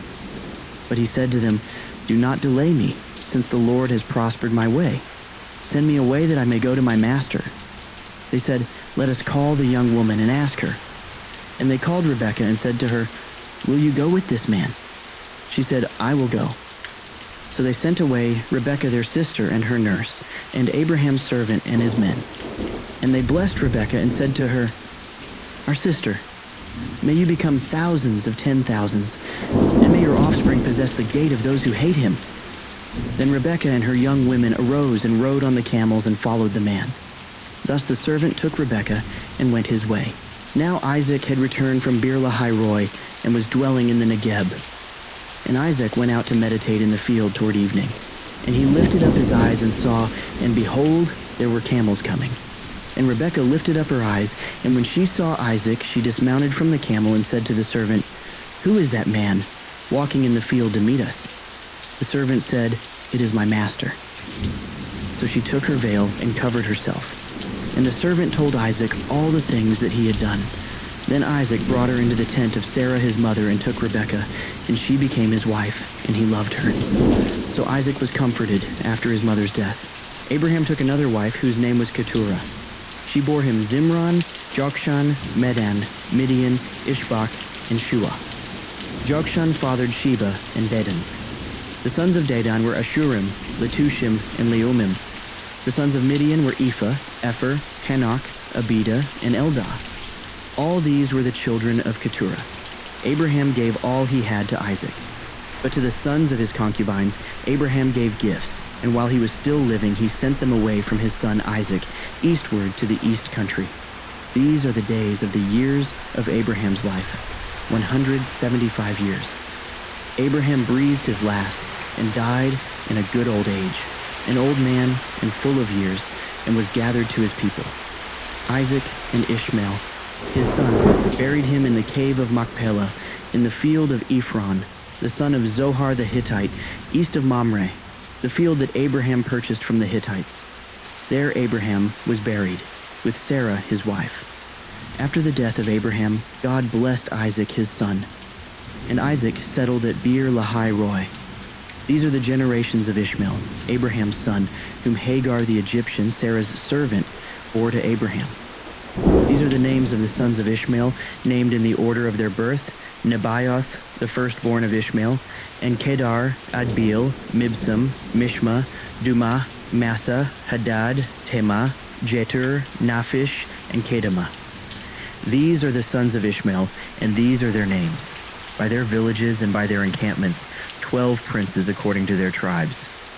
These are the years of the life of Ishmael, 137 years. He breathed his last and died, and was gathered to his people. They settled from Havilah to Shur, which is opposite Egypt in the direction of Assyria. He settled over against all his kinsmen. These are the generations of Isaac, Abraham's son. Abraham fathered Isaac, and Isaac was 40 years old when he took Rebekah, the daughter of Bethuel the Aramean of Padan Aram, the sister of Laban the Aramean, to be his wife. And Isaac prayed to the Lord for his wife, because she was barren. And the Lord granted his prayer, and Rebekah his wife conceived. The children struggled together within her, and she said, "If it is thus, why is this happening to me?" So she went to inquire of the Lord. And the Lord said to her, "2 nations are in your womb, and 2 peoples from within you shall be divided. The one shall be stronger than the other. The older shall serve the younger." When her days to give birth were completed, behold, there were twins in her womb. The first came out red, all his body like a hairy cloak, so they called his name Esau. Afterward his brother came out with his hand holding Esau's heel, so his name was called Jacob. Isaac was 60 years old when she bore them. When the boys grew up, Esau was a skillful hunter, a man of the field, while Jacob was a quiet man, dwelling in tents.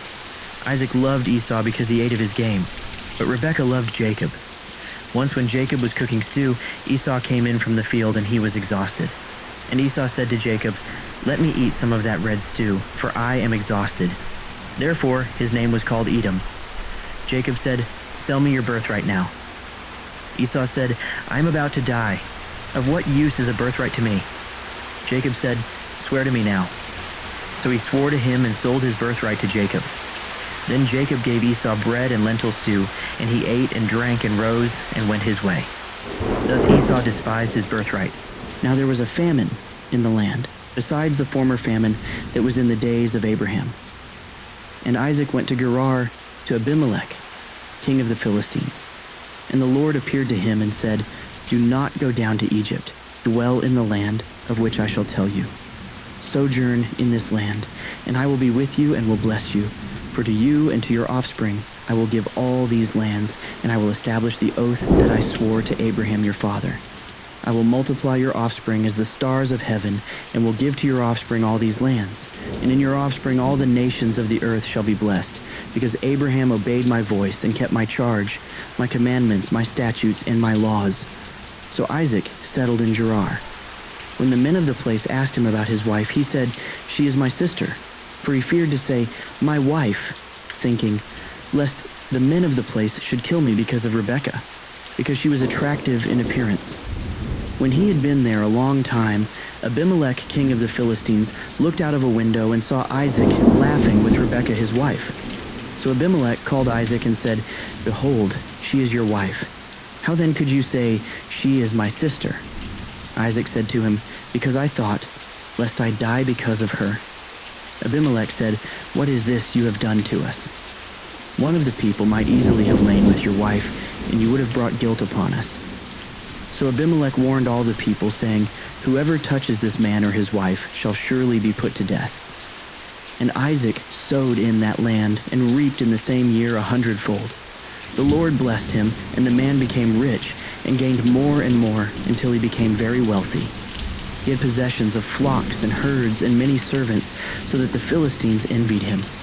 Now the Philistines had stopped and filled with earth all the wells that his father's servants had dug in the days of Abraham his father. And Abimelech said to Isaac, "Go away from us, for you are much mightier than we." So Isaac departed from there and encamped in the valley of Gerar and settled there. And Isaac dug again the wells of water that had been dug in the days of Abraham his father, which the Philistines had stopped after the death of Abraham. And he gave them the names that his father had given them. But when Isaac's servants dug in the valley and found there a well of spring water, the herdsmen of Gerar quarreled with Isaac's herdsmen, saying, "The water is ours." So he called the name of the well Esek, because they contended with him. Then they dug another well, and they quarreled over that also. So he called its name Sitnah. And he moved from there and dug another well, and they did not quarrel over it. So he called its name Rehoboth, saying, "For now the Lord has made room for us, and we shall be fruitful in the land." From there he went up to Beersheba. And the Lord appeared to him the same night and said, "I am the God of Abraham your father. Fear not, for I am with you and will bless you and multiply your offspring for my servant Abraham's sake." So he built an altar there and called upon the name of the Lord and pitched his tent there. And there Isaac's servants dug a well. When Abimelech went to him from Gerar with Ahuzath, his advisor, and Phicol the commander of his army, Isaac said to them, "Why have you come to me, seeing that you hate me and have sent me away from you?" They said, "We see plainly that the Lord has been with you." So he said, "Let there be a sworn pact between us, between you and us, and let us make a covenant with you that you will do us no harm, just as we have not touched you and have done to you nothing but good, and have sent you away in peace. You are now the blessed of the Lord." So he made them a feast, and they ate and drank. In the morning they rose early and exchanged oaths, and Isaac sent them on their way, and they departed from him in peace. That same day Isaac's servants came and told him about the well that they had dug, and said to him, "We have found water." He called it Sheba. Therefore the name of the city is Beersheba to this day. When Esau was 40 years old, he took Judith the daughter of Beeri the Hittite to be his wife, and Basemath the daughter of Elon the Hittite, and they made life bitter for Isaac and Rebekah. When Isaac was old and his eyes were dim, so that he could not see, he called Esau his older son and said to him, "My son." And he answered, "Here I am." He said, "Behold, I am old. I do not know the day of my death. Now then take your weapons, your quiver and your bow, and go out to the field and hunt game for me and prepare for me delicious food, such as I love, and bring it to me so that I may eat, that my soul may bless you before I die." Now Rebekah was listening when Isaac spoke to his son Esau. So when Esau went to the field to hunt for game and bring it, Rebekah said to her son Jacob, "I heard your father speak to your brother Esau. Bring me game and prepare for me delicious food, that I may eat it and bless you before the Lord before I die. Now therefore, my son, obey my voice as I command you. Go to the flock and bring me 2 good young goats, so that I may prepare from them delicious food for your father, such as he loves. And you shall bring it to your father to eat, so that he may bless you before he dies." But Jacob said to Rebekah his mother, "Behold, my brother Esau is a hairy man, and I am a smooth man. Perhaps my father will feel me, and I shall seem to be mocking him and bring a curse upon myself and not a blessing." His mother said to him, "Let your curse be on me, my son. Only obey my voice and go, bring them to me." So he went and took them and brought them to his mother, and his mother prepared delicious food, such as his father loved. Then Rebekah took the best garments of Esau her older son, which were with her in the house, and put them on Jacob her younger son.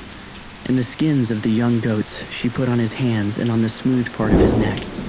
And she put the delicious food and the bread which she had prepared into the hand of her son Jacob. So he went in to his father and said, "My father." And he said, "Here I am. Who are you, my son?" Jacob said to his father, "I am Esau, your firstborn. I have done as you told me. Now sit up and eat of my game, that your soul may bless me." But Isaac said to his son, "How is it that you have found it so quickly, my son?" He answered, "Because the Lord your God granted me success." Then Isaac said to Jacob, "Please come near, that I may feel you, my son, to know whether you are really my son, Esau, or not." So Jacob went near to Isaac his father, who felt him and said, "The voice is Jacob's voice, but the hands are the hands of Esau." And he did not recognize him, because his hands were hairy like his brother Esau's hands. So he blessed him. He said, "Are you really my son Esau?" He answered, I am. Then he said, Bring it near to me, that I may eat of my son's game and bless you. So he brought it near to him, and he ate, and he brought him wine, and he drank. Then his father Isaac said to him, Come near and kiss me, my son. So he came near and kissed him. And Isaac smelled the smell of his garments and blessed him and said, See, the smell of my son is as the smell of a field that the Lord has blessed. May God give you of the dew of heaven and of the fatness of the earth and plenty of grain and wine. Let people serve you and nations bow down to you. Be Lord over your brothers, and may your mother's sons bow down to you. Cursed be everyone who curses you, and blessed be everyone who blesses you. As soon as Isaac had finished blessing Jacob, when Jacob had scarcely gone out from the presence of Isaac his father, Esau his brother came in from his hunting. He also prepared delicious food and brought it to his father. And he said to his father, Let my father arise and eat of his son's game, that you may bless me. His father Isaac said to him, Who are you? He answered, I am your son, your firstborn, Esau. Then Isaac trembled very violently and said, Who was it then that hunted game and brought it to me? And I ate it all before you came, and I have blessed him. Yes, and he shall be blessed. As soon as Esau heard the words of his father, he cried out with an exceedingly great and bitter cry, and said to his father, Bless me, even me also, O my father. But he said, Your brother came deceitfully, and he has taken away your blessing. Esau said, Is he not rightly named Jacob? For he has cheated me these 2 times. He took away my birthright, and behold, now he has taken away my blessing. Then he said, Have you not reserved a blessing for me? Isaac answered and said to Esau, Behold, I have made him lord over you, and all his brothers I have given to him for servants, and with grain and wine I have sustained him. What then can I do for you, my son? Esau said to his father, Have you but one blessing, my father? Bless me, even me also, O my father. And Esau lifted up his voice and wept. Then Isaac his father answered and said to him, Behold, away from the fatness of the earth shall your dwelling be, and away from the dew of heaven on high. By your sword you shall live, and you shall serve your brother. But when you grow restless, you shall break his yoke from your neck. Now Esau hated Jacob because of the blessing with which his father had blessed him. And Esau said to himself, The days of mourning for my father are approaching. Then I will kill my brother Jacob. But the words of Esau, her older son, were told to Rebekah. So she sent and called Jacob her younger son, and said to him, Behold, your brother Esau comforts himself about you by planning to kill you. Now therefore, my son, obey my voice. Arise, flee to Laban my brother in Haran, and stay with him a while, until your brother's fury turns away, until your brother's anger turns away from you, and he forgets what you have done to him. Then I will send and bring you from there. Why should I be bereft of you both in one day? Then Rebekah said to Isaac, I loathe my life because of the Hittite women. If Jacob marries one of the Hittite women like these, one of the women of the land, what good will my life be to me? Then Isaac called Jacob and blessed him and directed him, You must not take a wife from the Canaanite women. Arise, go to Paddan Aram to the house of Bethuel your mother's father, and take as your wife from there one of the daughters of Laban your mother's brother.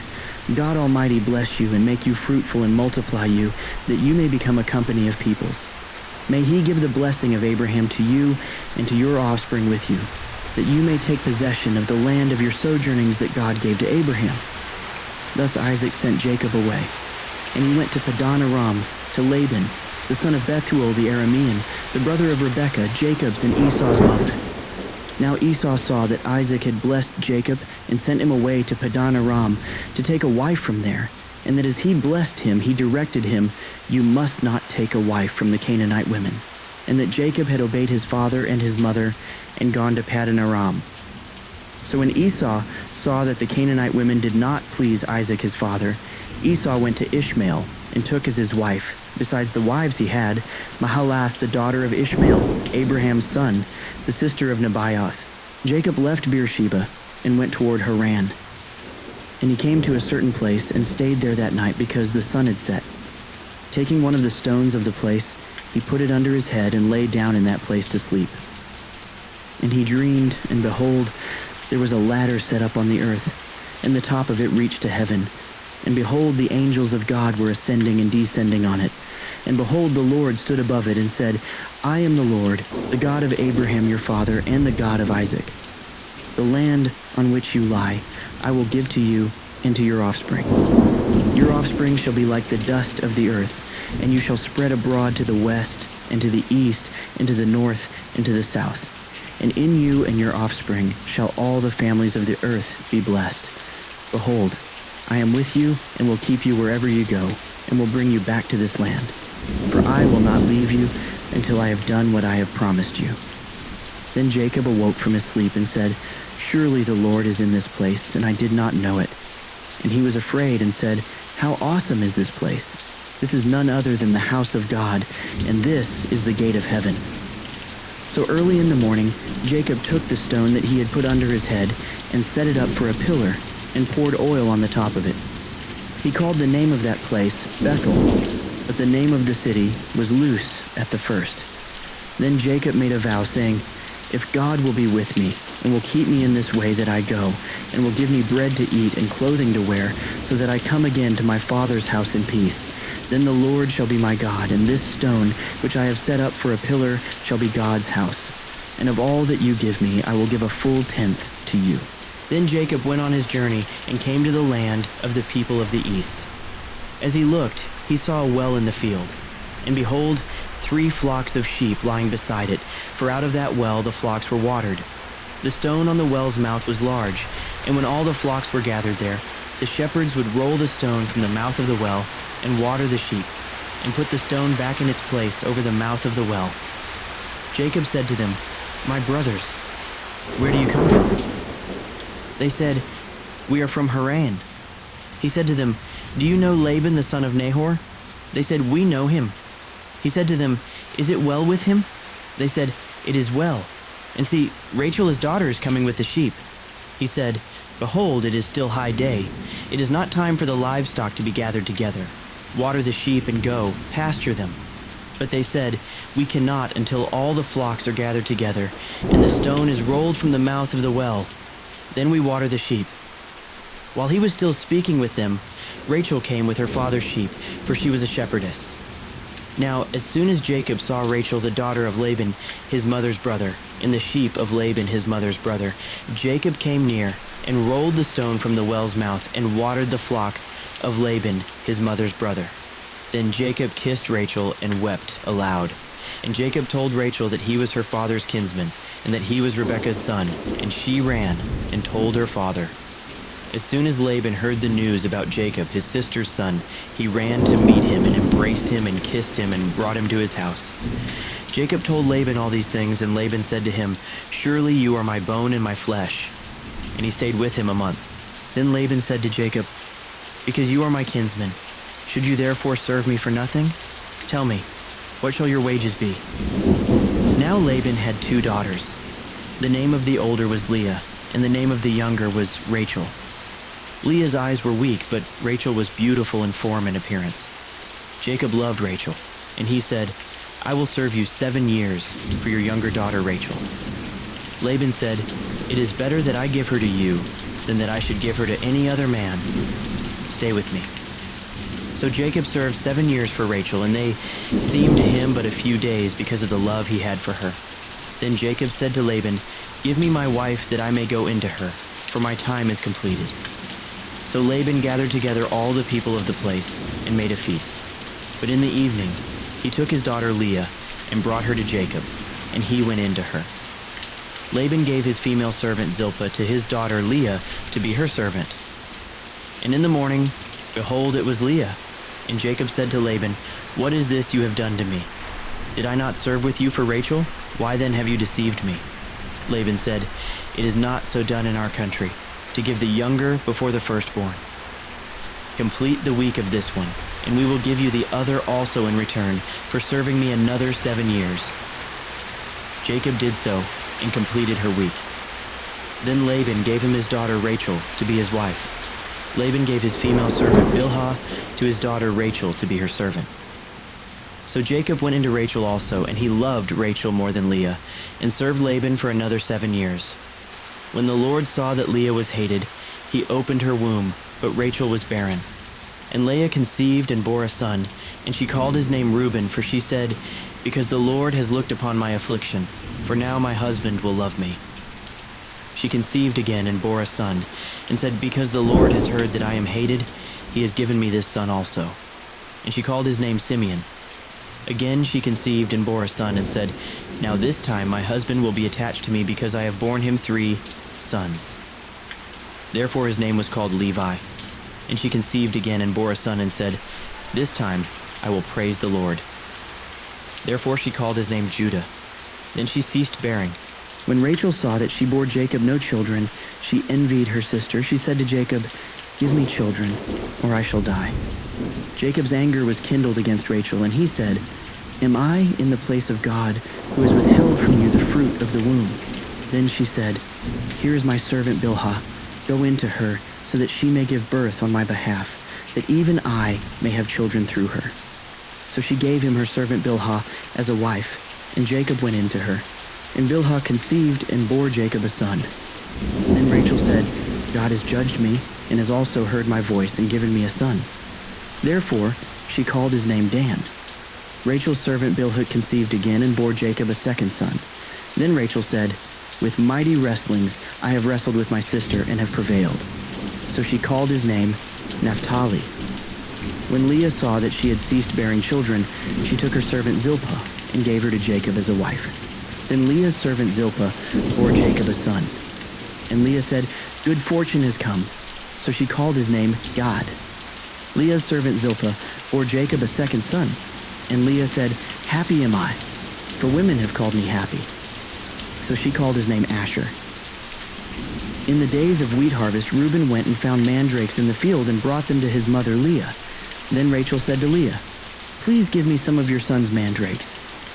But she said to her, "Is it a small matter that you have taken away my husband? Would you take away my son's mandrakes also?" Rachel said, "Then he may lie with you tonight in exchange for your son's mandrakes." When Jacob came from the field in the evening, Leah went out to meet him and said, "You must come in to me, for I have hired you with my son's mandrakes." So he lay with her that night. And God listened to Leah, and she conceived and bore Jacob a 5th son. Leah said, "God has given me my wages because I gave my servant to my husband." So she called his name Issachar. And Leah conceived again, and she bore Jacob a 6th son. Then Leah said, "God has endowed me with a good endowment. Now my husband will honor me because I have borne him 6 sons." So she called his name Zebulun. Afterward she bore a daughter and called her name Dinah. Then God remembered Rachel, and God listened to her and opened her womb. She conceived and bore a son and said, "God has taken away my reproach." And she called his name Joseph, saying, "May the Lord add to me another son." As soon as Rachel had borne Joseph, Jacob said to Laban, "Send me away, that I may go to my own home and country. Give me my wives and my children for whom I have served you, that I may go, for you know the service that I have given you." But Laban said to him, "If I have found favor in your sight, I have learned by divination that the Lord has blessed me because of you. Name your wages, and I will give it." Jacob said to him, "You yourself know how I have served you, and how your livestock has fared with me. For you had little before I came, and it has increased abundantly, and the Lord has blessed you wherever I turned. But now when shall I provide for my own household also?" He said, "What shall I give you?" Jacob said, "You shall not give me anything. If you will do this for me, I will again pasture your flock and keep it. Let me pass through all your flock today, removing from it every speckled and spotted sheep and every black lamb, and the spotted and speckled among the goats, and they shall be my wages. So my honesty will answer for me later, when you come to look into my wages with you. Everyone that is not speckled and spotted among the goats and black among the lambs, if found with me, shall be counted stolen." Laban said, "Good. Let it be, as you have said." But that day Laban removed the male goats that were striped and spotted, and all the female goats that were speckled and spotted, every one that had white on it, and every lamb that was black, and put them in the charge of his sons. And he set a distance of 3 days' journey between himself and Jacob, and Jacob pastured the rest of Laban's flock. Then Jacob took fresh sticks of poplar and almond and plane trees, and peeled white streaks in them, exposing the white of the sticks. He set the sticks that he had peeled in front of the flocks in the troughs, that is, the watering places where the flocks came to drink. And since they bred when they came to drink, the flocks bred in front of the sticks, and so the flocks brought forth striped, speckled, and spotted. And Jacob separated the lambs and set the faces of the flocks toward the striped and all the black in the flock of Laban. He put his own droves apart and did not put them with Laban's flock. Whenever the stronger of the flock were breeding, Jacob would lay the sticks in the troughs before the eyes of the flock, that they might breed among the sticks, but for the feebler of the flock he would not lay them there. So the feebler would be Laban's, and the stronger Jacob's. Thus the man increased greatly and had large flocks, female servants and male servants, and camels and donkeys. Now Jacob heard that the sons of Laban were saying, Jacob has taken all that was our father's, and from what was our father's he has gained all this wealth. And Jacob saw that Laban did not regard him with favor as before. Then the Lord said to Jacob, Return to the land of your fathers and to your kindred, and I will be with you. So Jacob sent and called Rachel and Leah into the field where his flock was, and said to them, I see that your father does not regard me with favor as he did before, but the God of my father has been with me. You know that I have served your father with all my strength, yet your father has cheated me and changed my wages 10 times. But God did not permit him to harm me. If he said, The spotted shall be your wages, then all the flock bore spotted. And if he said, The striped shall be your wages, then all the flock bore striped. Thus God has taken away the livestock of your father and given them to me. In the breeding season of the flock I lifted up my eyes and saw in a dream that the goats that mated with the flock were striped, spotted, and mottled. Then the angel of God said to me in the dream, Jacob. And I said, Here I am.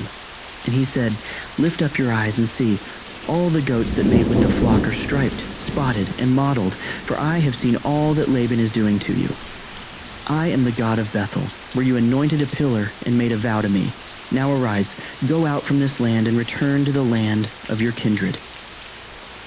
Then Rachel and Leah answered and said to him, Is there any portion or inheritance left to us in our father's house? Are we not regarded by him as foreigners? For he has sold us, and he has indeed devoured our money. All the wealth that God has taken away from our father belongs to us and to our children. Now then, whatever God has said to you, do. So Jacob arose and set his sons and his wives on camels. He drove away all his livestock, all his property that he had gained, the livestock and his possession that he had acquired in Padan Aram, to go to the land of Canaan to his father Isaac. Laban had gone to shear his sheep, and Rachel stole her father's household gods. And Jacob tricked Laban the Aramean by not telling him that he intended to flee. He fled with all that he had, and arose and crossed the Euphrates, and set his face toward the hill country of Gilead. When it was told Laban on the 3rd day that Jacob had fled, he took his kinsman with him and pursued him for 7 days and followed close after him into the hill country of Gilead.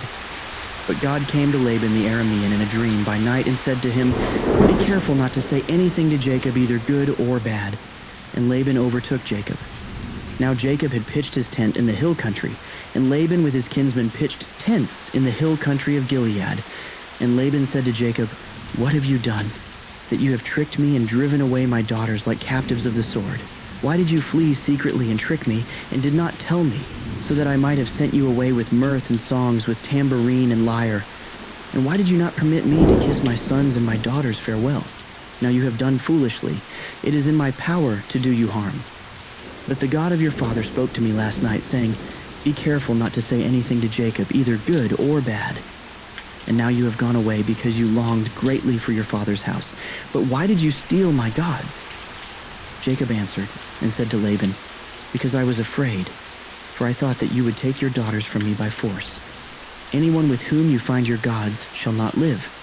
In the presence of our kinsmen, point out what I have that is yours, and take it. Now Jacob did not know that Rachel had stolen them. So Laban went into Jacob's tent, and into Leah's tent, and into the tent of the 2 female servants, but he did not find them. And he went out of Leah's tent and entered Rachel's. Now Rachel had taken the household gods and put them in the camel's saddle and sat on them. Laban felt all about the tent, but did not find them. And she said to her father, Let not my lord be angry that I cannot rise before you, for the way of women is upon me. So he searched, but did not find the household gods. Then Jacob became angry and berated Laban. Jacob said to Laban, What is my offense? What is my sin that you have hotly pursued me? For you have felt through all my goods. What have you found of all your household goods? Set it here before my kinsmen and your kinsmen, that they may decide between us two. These 20 years I have been with you. Your ewes and your female goats have not miscarried, and I have not eaten the rams of your flocks. What was torn by wild beasts I did not bring to you. I bore the loss of it myself. From my hand you required it, whether stolen by day or stolen by night. There I was. By day the heat consumed me, and the cold by night, and my sleep fled from my eyes. These 20 years I have been in your house. I served you 14 years for your 2 daughters, and 6 years for your flock, and you have changed my wages 10 times. If the God of my father, the God of Abraham, and the fear of Isaac had not been on my side, surely now you would have sent me away empty-handed. God saw my affliction and the labor of my hands, and rebuked you last night. Then Laban answered and said to Jacob, The daughters are my daughters, the children are my children, the flocks are my flocks, and all that you see is mine. But what can I do this day for these my daughters, or for their children whom they have borne? Come now, let us make a covenant, you and I, and let it be a witness between you and me. So Jacob took a stone and set it up as a pillar. And Jacob said to his kinsmen, Gather stones. And they took stones and made a heap, and they ate there by the heap. Laban called it Jegar-Sahadutha, but Jacob called it Gilead. Laban said, This heap is a witness between you and me today. Therefore he named it Gilead and Mizpah. For he said, The Lord watch between you and me when we are out of one another's sight. If you oppress my daughters, or if you take wives besides my daughters, although no one is with us, see, God is witness between you and me. Then Laban said to Jacob, See this heap and the pillar, which I have set between you and me. This heap is a witness, and the pillar is a witness, that I will not pass over this heap to you, and you will not pass over this heap and this pillar to me, to do harm. The God of Abraham and the God of Nahor, the God of their father, judge between us. So Jacob swore by the fear of his father Isaac, and Jacob offered a sacrifice in the hill country, and called his kinsmen to eat bread. They ate bread and spent the night in the hill country. Early in the morning, Laban arose and kissed his grandchildren and his daughters, and blessed them. Then Laban departed and returned home. Jacob went on his way, and the angels of God met him. And when Jacob saw them, he said, This is God's camp. So he called the name of that place Mahanaim. And Jacob sent messengers before him to Esau, his brother, in the land of Seir, the country of Edom, instructing them, Thus you shall say to my lord Esau, Thus says your servant Jacob, I have sojourned with Laban and stayed until now. I have oxen, donkeys, flocks, male servants, and female servants. I have sent to tell my lord, in order that I may find favor in your sight. And the messengers returned to Jacob, saying, We came to your brother Esau, and he is coming to meet you, and there are 400 men with him. Then Jacob was greatly afraid and distressed. He divided the people who were with him, and the flocks and herds and camels, into 2 camps, thinking, If Esau comes to the one camp and attacks it, then the camp that is left will escape. And Jacob said, O God of my father Abraham and God of my father Isaac, O Lord, who said to me, Return to your country and to your kindred, that I may do you good, I am not worthy of the least of all the deeds of steadfast love and all the faithfulness that you have shown to your servant. For with only my staff I crossed this Jordan, and now I have become 2 camps. Please deliver me from the hand of my brother, from the hand of Esau, for I fear him that he may come and attack me, the mothers with the children. But you said, I will surely do you good, and make your offspring as the sand of the sea, which cannot be numbered for multitude. So he stayed there that night, and from what he had with him, he took a present for his brother Esau, 200 female goats and 20 male goats, 200 ewes and 20 rams, 30 milking camels and their calves, 40 cows and 10 bulls, 20 female donkeys and 10 male donkeys. These he handed over to his servants, every drove by itself, and said to his servants, Pass on ahead of me and put a space between drove and drove. He instructed the first, When Esau, my brother, meets you and asks you, To whom do you belong? Where are you going? And whose are these ahead of you? Then you shall say, They belong to your servant Jacob. They are a present sent to my lord Esau, and moreover, he is behind us. He likewise instructed the second and the third and all who followed the droves. You shall say the same thing to Esau when you find him, and you shall say, Moreover, your servant Jacob is behind us.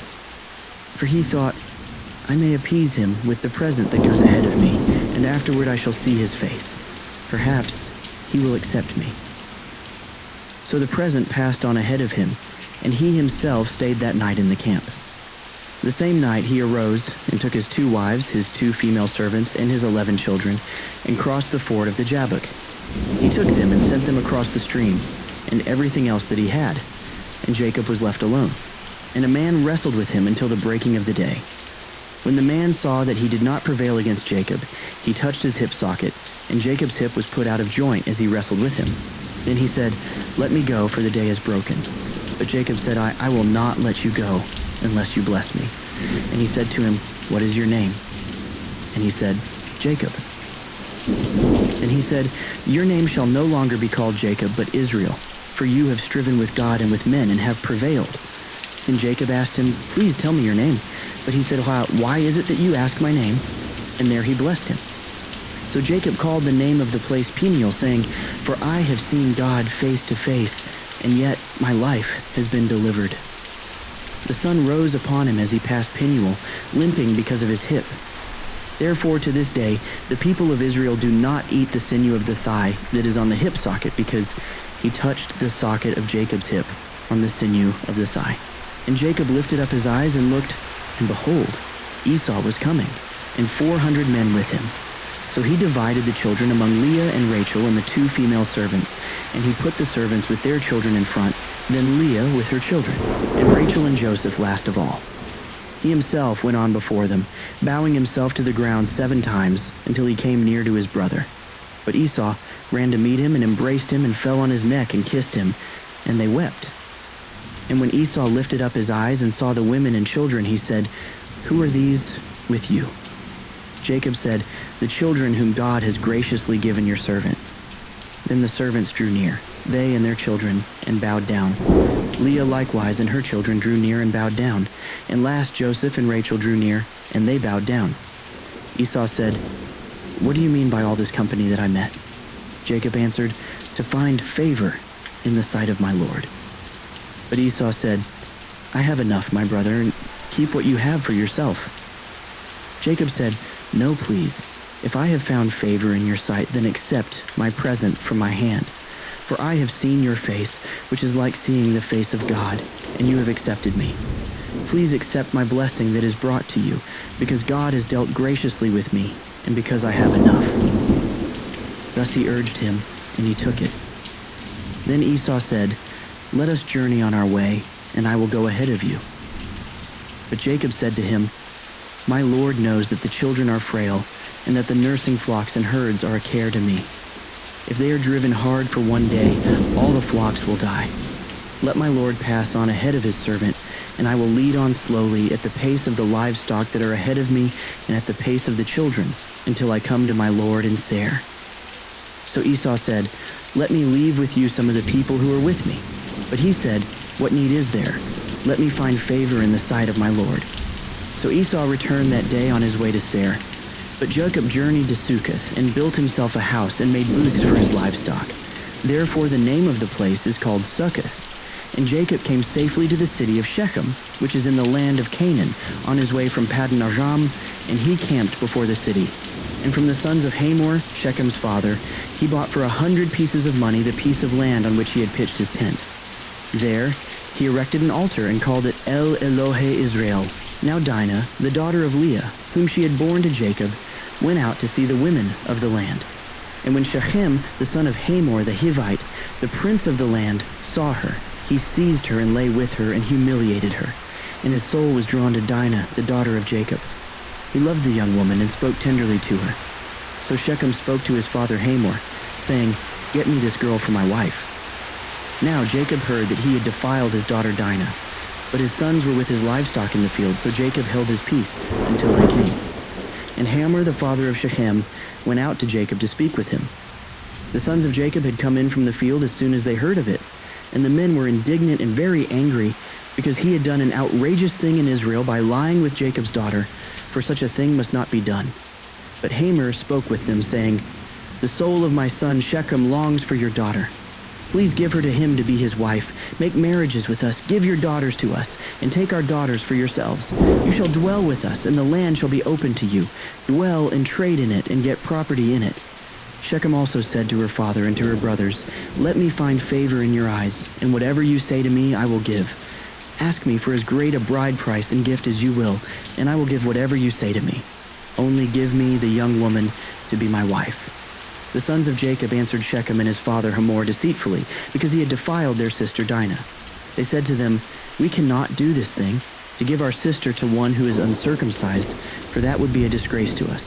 Only on this condition will we agree with you, that you will become as we are by every male among you being circumcised. Then we will give our daughters to you, and we will take your daughters to ourselves, and we will dwell with you and become one people.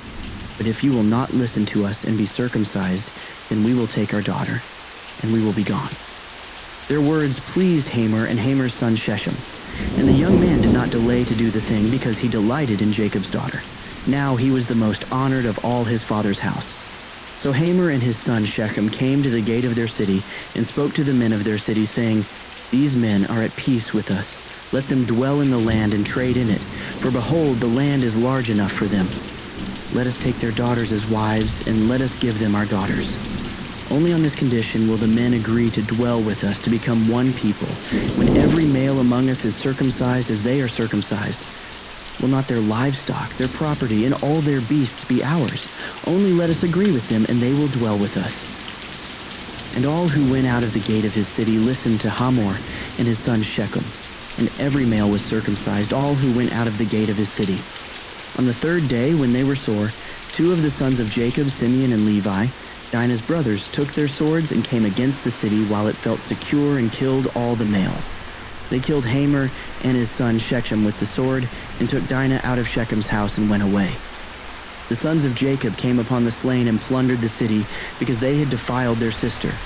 They took their flocks and their herds, their donkeys, and whatever was in the city and in the field, all their wealth, all their little ones and their wives, all that was in the houses they captured and plundered. Then Jacob said to Simeon and Levi, "You have brought trouble on me by making me stink to the inhabitants of the land, the Canaanites and the Perizzites. My numbers are few, and if they gather themselves against me and attack me, I shall be destroyed, both I and my household." But they said, "Should he treat our sister like a prostitute?" God said to Jacob, "Arise, go up to Bethel and dwell there. Make an altar there to the God who appeared to you when you fled from your brother Esau." So Jacob said to his household and to all who were with him, "Put away the foreign gods that are among you, and purify yourselves and change your garments. Then let us arise and go up to Bethel, so that I may make there an altar to the God who answers me in the day of my distress, and has been with me wherever I have gone." So they gave to Jacob all the foreign gods that they had, and the rings that were in their ears. Jacob hid them under the terebinth tree that was near Shechem. And as they journeyed, a terror from God fell upon the cities that were around them, so that they did not pursue the sons of Jacob. And Jacob came to Luz, that is Bethel, which is in the land of Canaan, he and all the people who were with him. And there he built an altar and called the place El Bethel, because there God had revealed himself to him when he fled from his brother. And Deborah, Rebekah's nurse, died, and she was buried under an oak below Bethel. So he called its name Alon Bakuth. God appeared to Jacob again when he came from Paddan Aram, and blessed him. And God said to him, "Your name is Jacob. No longer shall your name be called Jacob, but Israel shall be your name." So he called his name Israel. And God said to him, "I am God Almighty. Be fruitful and multiply. A nation and a company of nations shall come from you, and kings shall come from your own body. The land that I gave to Abraham and Isaac I will give to you, and I will give the land to your offspring after you." Then God went up from him in the place where he had spoken with him. And Jacob set up a pillar in the place where he had spoken with him, a pillar of stone. He poured out a drink offering on it and poured oil on it. So Jacob called the name of the place where God had spoken with him Bethel. Then they journeyed from Bethel. When they were still some distance from Ephrath, Rachel went into labor, and she had hard labor. And when her labor was at its hardest, the midwife said to her, "Do not fear, for you have another son." And as her soul was departing, for she was dying, she called his name Ben-Oni, but his father called him Benjamin. So Rachel died, and she was buried on the way to Ephrath, that is Bethlehem. And Jacob set up a pillar over her tomb. It is the pillar of Rachel's tomb, which is there to this day. Israel journeyed on and pitched his tent beyond the Tower of Eder. While Israel lived in that land, Reuben went and lay with Bilhah his father's concubine, and Israel heard of it. Now the sons of Jacob were 12. The sons of Leah, Reuben, Jacob's firstborn, Simeon, Levi, Judah, Issachar, and Zebulun. The sons of Rachel, Joseph, and Benjamin. The sons of Bilhah, Rachel's servant, Dan and Naphtali. The sons of Zilpah, Leah's servant, Gad, and Asher. These were the sons of Jacob who were born to him in Paddan Aram. And Jacob came to his father Isaac at Mamre, or Kiriath Arba, that is Hebron, where Abraham and Isaac had sojourned. Now the days of Isaac were 180 years, and Isaac breathed his last, and he died, and was gathered to his people old and full of days, and his sons Esau and Jacob buried him. These are the generations of Esau, that is Edom.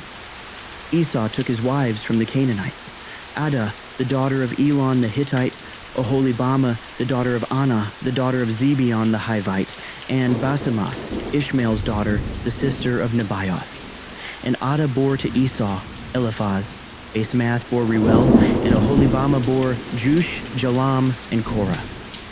These are the sons of Esau who were born to him in the land of Canaan. Then Esau took his wives, his sons, his daughters, and all the members of his household, his livestock, all his beasts, and all his property that he had acquired in the land of Canaan. He went into a land away from his brother Jacob, for their possessions were too great for them to dwell together. The land of their sojournings could not support them because of their livestock. So Esau settled in the hill country of Seir. Esau is Edom. These are the generations of Esau, the father of the Edomites in the hill country of Seir. These are the names of Esau's sons: Eliphaz the son of Adah, the wife of Esau; Reuel the son of Basemath, the wife of Esau. The sons of Eliphaz were Taman, Omar, Zepho, Gatam, and Kenaz.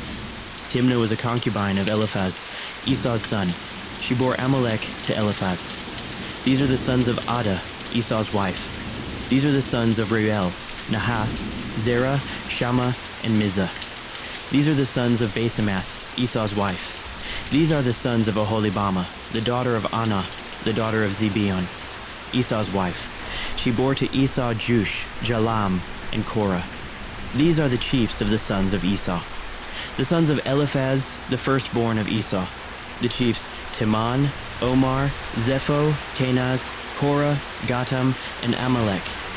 These are the chiefs of Eliphaz in the land of Edom. These are the sons of Adah. These are the sons of Reuel, Esau's son. The chiefs Nahath, Zerah, Shammah, and Mizah. These are the chiefs of Reuel in the land of Edom. These are the sons of Basemath, Esau's wife. These are the sons of Oholibamah, Esau's wife. The chiefs Jush, Jalam, and Korah. These are the chiefs born of Oholibamah, the daughter of Anah, Esau's wife. These are the sons of Esau, that is Edom, and these are their chiefs.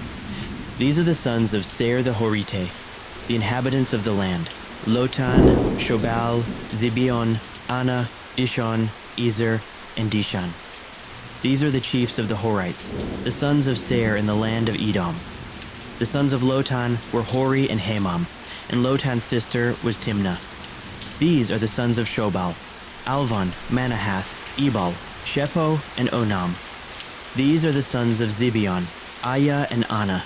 He is the Anah who found the hot springs in the wilderness, as he pastured the donkeys of Zibeon his father.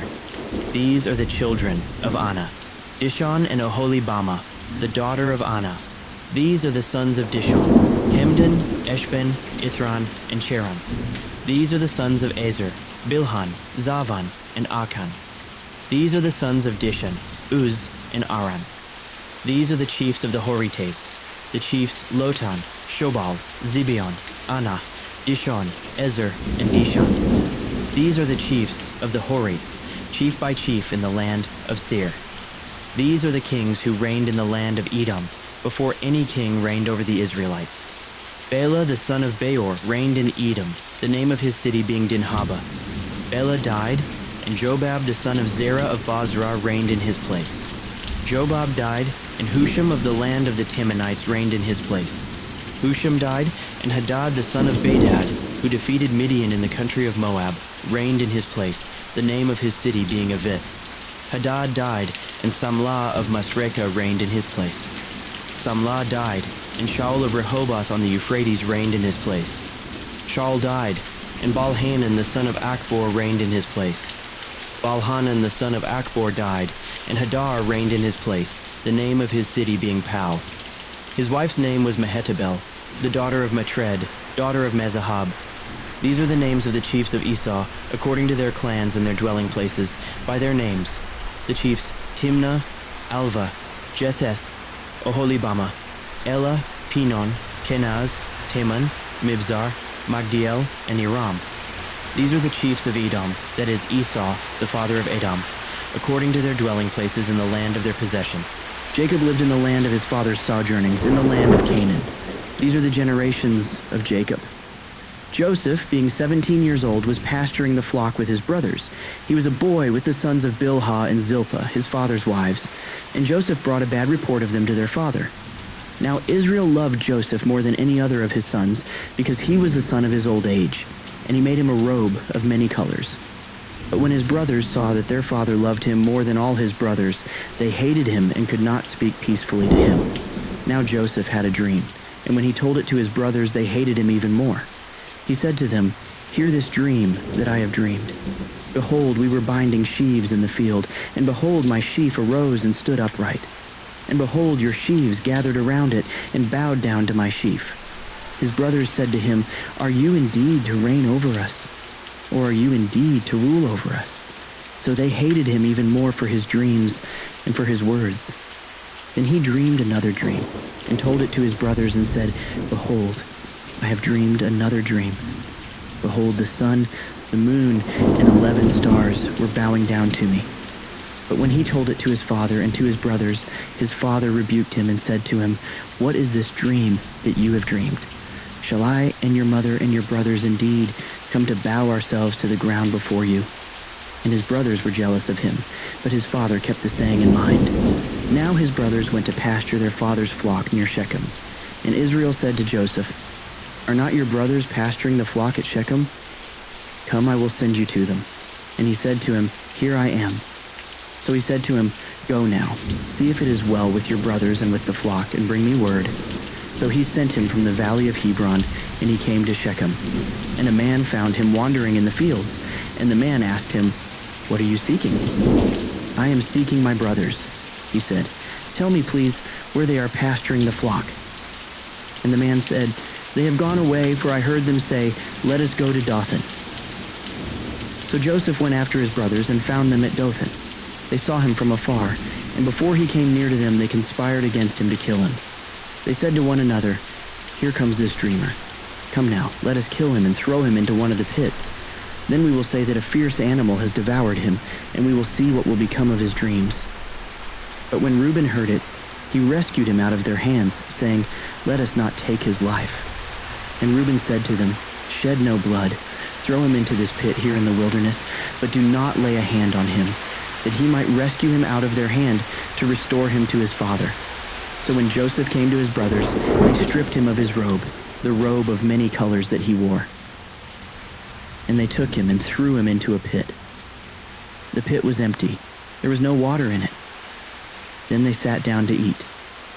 And looking up, they saw a caravan of Ishmaelites coming from Gilead, with their camels bearing gum, balm, and myrrh, on their way to carry it down to Egypt.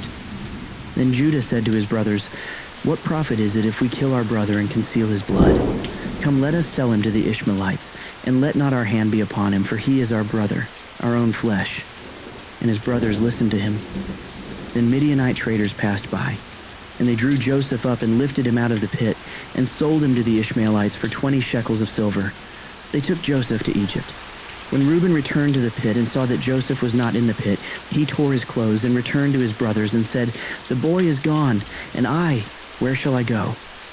Then they took Joseph's robe and slaughtered a goat and dipped the robe in the blood. And they sent the robe of many colors and brought it to their father and said, "This we have found. Please identify whether it is your son's robe or not." And he identified it and said, "It is my son's robe. A fierce animal has devoured him. Joseph is without doubt torn to pieces."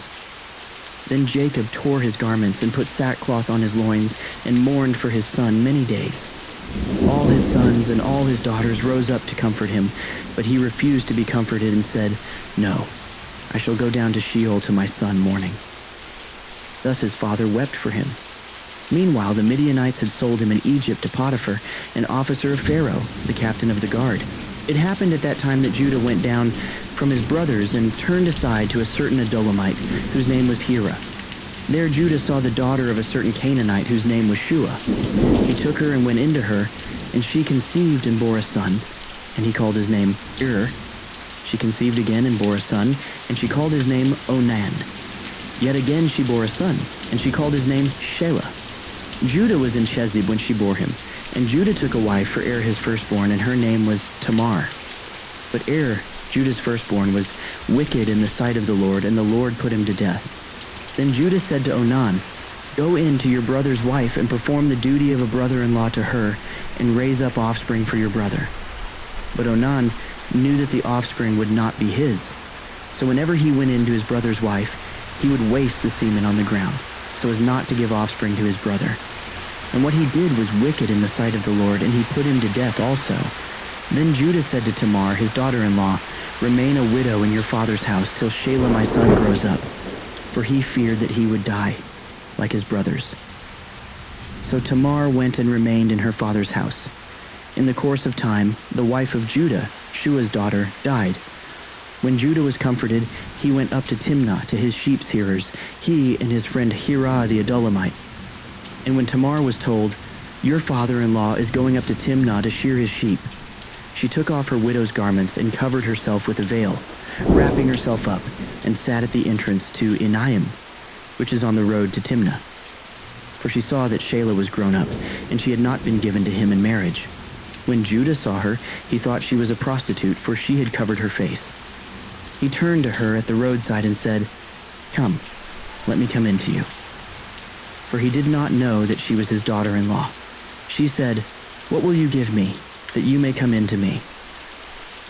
He answered, "I will send you a young goat from the flock."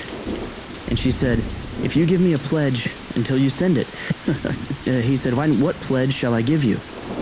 She replied, "Your signet and your cord and your staff that is in your hand." So he gave them to her and went into her, and she conceived by him. Then she arose and went away, and taking off her veil, she put on the garments of her widowhood.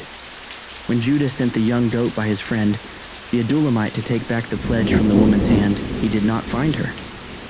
And he asked the men of the place, "Where is the cult prostitute who was at Enaim at the roadside?" And they said, "No cult prostitute has been here." So he returned to Judah and said, "I have not found her." Also the men of the place said, "No cult prostitute has been here." And Judah replied, "Let her keep the things as her own, or we shall be laughed at. You see, I sent this young goat, and you did not find her." About 3 months later, Judah was told, "Tamar, your daughter-in-law, has been immoral. Moreover, she is pregnant by immorality." And Judah said, "Bring her out, and let her be burned." As she was being brought out, she sent word to her father-in-law, "By the man to whom these belong, I am pregnant."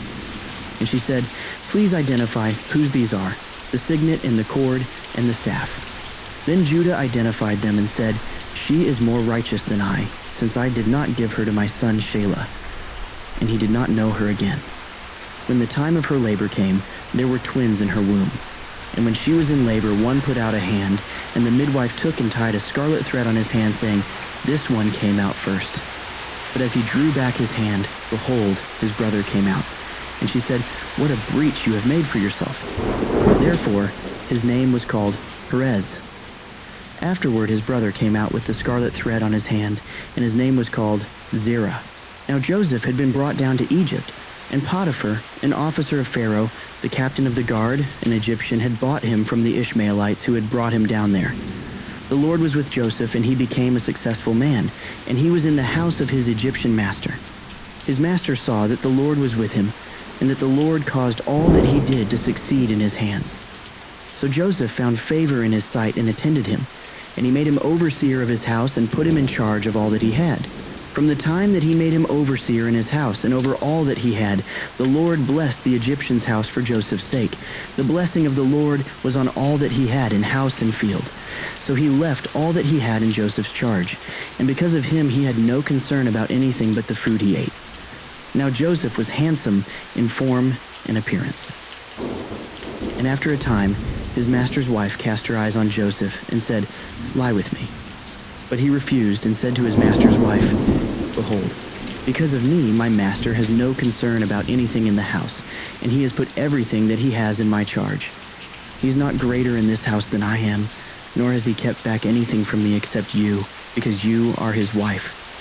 How then can I do this great wickedness and sin against God?" And as she spoke to Joseph day after day, he would not listen to her, to lie beside her or to be with her. But one day, when he went into the house to do his work, and none of the men of the house was there in the house, she caught him by his garment, saying, "Lie with me." But he left his garment in her hand, and fled and got out of the house.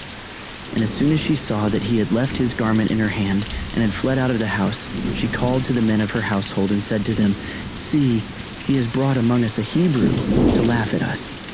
He came in to me to lie with me, and I cried out with a loud voice. And as soon as he heard that I lifted up my voice and cried out, he left his garment beside me and fled and got out of the house." Then she laid up his garment by her until his master came home. And she told him the same story, saying, "The Hebrew servant whom you have brought among us came in to me to laugh at me. But as soon as I lifted up my voice and cried, he left his garment beside me and fled out of the house." As soon as his master heard the words that his wife spoke to him, "This is the way your servant treated me," his anger was kindled. And Joseph's master took him and put him into the prison, the place where the king's prisoners were confined, and he was there in prison. But the Lord was with Joseph and showed him steadfast love and gave him favor in the sight of the keeper of the prison. And the keeper of the prison put Joseph in charge of all the prisoners who were in the prison. Whatever was done there, he was the one who did it. The keeper of the prison paid no attention to anything that was in Joseph's charge, because the Lord was with him. And whatever he did, the Lord made it succeed. Some time after this, the cupbearer of the king of Egypt and his baker committed an offense against their lord, the king of Egypt. And Pharaoh was angry with his two officers, the chief cupbearer and the chief baker, and he put them in custody in the house of the captain of the guard in the prison where Joseph was confined. The captain of the guard appointed Joseph to be with them, and he attended them. They continued for some time in custody. And one night they both dreamed, the cupbearer and the baker of the king of Egypt, who were confined in the prison, each his own dream, and each dream with its own interpretation. When Joseph came to them in the morning, he saw that they were troubled. So he asked Pharaoh's officers who were with him in custody in his master's house, "Why are your faces downcast today?" They said to him, "We have had dreams, and there is no one to interpret them." And Joseph said to them, "Do not interpretations belong to God? Please tell them to me." So the chief cupbearer told his dream to Joseph and said to him, "In my dream there was a vine before me, and on the vine there were 3 branches. As soon as it budded, its blossoms shot forth, and the clusters ripened into grapes. Pharaoh's cup was in my hand, and I took the grapes and pressed them into Pharaoh's cup and placed the cup in Pharaoh's hand." Then Joseph said to him, "This is its interpretation. The 3 branches are 3 days. In 3 days, Pharaoh will lift up your head and restore you to your office, and you shall place Pharaoh's cup in his hand as formerly when you were his cupbearer. Only remember me when it is well with you, and please do me the kindness to mention me to Pharaoh, and so get me out of this house.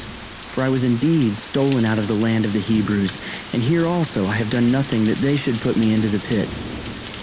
When the chief baker saw that the interpretation was favorable, he said to Joseph, "I also had a dream. There were 3 cake baskets on my head, and in the uppermost basket there were all sorts of baked food for Pharaoh, but the birds were eating it out of the basket on my head." And Joseph answered and said, "This is its interpretation. The 3 baskets are 3 days. In 3 days Pharaoh will lift up your head from you and hang you on a tree, and the birds will eat the flesh from you." On the 3rd day, which was Pharaoh's birthday, he made a feast for all his servants and lifted up the head of the chief cupbearer and the head of the chief baker among his servants. He restored the chief cupbearer to his position, and he placed the cup in Pharaoh's hand. But he hanged the chief baker, as Joseph had interpreted to them. Yet the chief cupbearer did not remember Joseph, but forgot him. After 2 whole years, Pharaoh dreamed that he was standing by the Nile, and behold, there came up out of the Nile 7 cows, attractive and plump, and they fed in the reed grass. And behold, 7 other cows, ugly and thin, came up out of the Nile after them, and stood by the other cows on the bank of the Nile. And the ugly, thin cows ate up the 7 attractive, plump cows. And Pharaoh awoke, and he fell asleep and dreamed a second time. And behold, 7 ears of grain, plump and good, were growing on one stalk. And behold, after them sprouted 7 ears, thin and blighted by the east wind. And the thin ears swallowed up the 7 plump, full ears. And Pharaoh awoke, and behold, it was a dream. So in the morning his spirit was troubled, and he sent and called for all the magicians of Egypt and all its wise men. Pharaoh told them his dreams, but there was none who could interpret them to Pharaoh. Then the chief cupbearer said to Pharaoh, I remember my offenses today. When Pharaoh was angry with his servants and put me and the chief baker in custody in the house of the captain of the guard, we dreamed on the same night, he and I, each having a dream with its own interpretation. A young Hebrew was there with us, a servant of the captain of the guard. When we told him, he interpreted our dreams to us, giving an interpretation to each man according to his dream. And as he interpreted to us, so it came about. I was restored to my office, and the baker was hanged. Then Pharaoh sent and called Joseph, and they quickly brought him out of the pit. And when he had shaved himself and changed his clothes, he came in before Pharaoh. And Pharaoh said to Joseph, I have had a dream, and there is no one who can interpret it. I have heard it said of you that when you hear a dream, you can interpret it. Joseph answered Pharaoh, It is not in me. God will give Pharaoh a favorable answer. Then Pharaoh said to Joseph, Behold, in my dream I was standing on the banks of the Nile. 7 cows, plump and attractive, came up out of the Nile and fed in the reed grass. 7 other cows came up after them, poor and very ugly and thin, such as I had never seen in all the land of Egypt. And the thin, ugly cows ate up the first 7 plump cows, but when they had eaten them, no one would have known that they had eaten them, for they were still as ugly as at the beginning. Then I awoke. I also saw in my dream 7 ears growing on one stalk, full and good.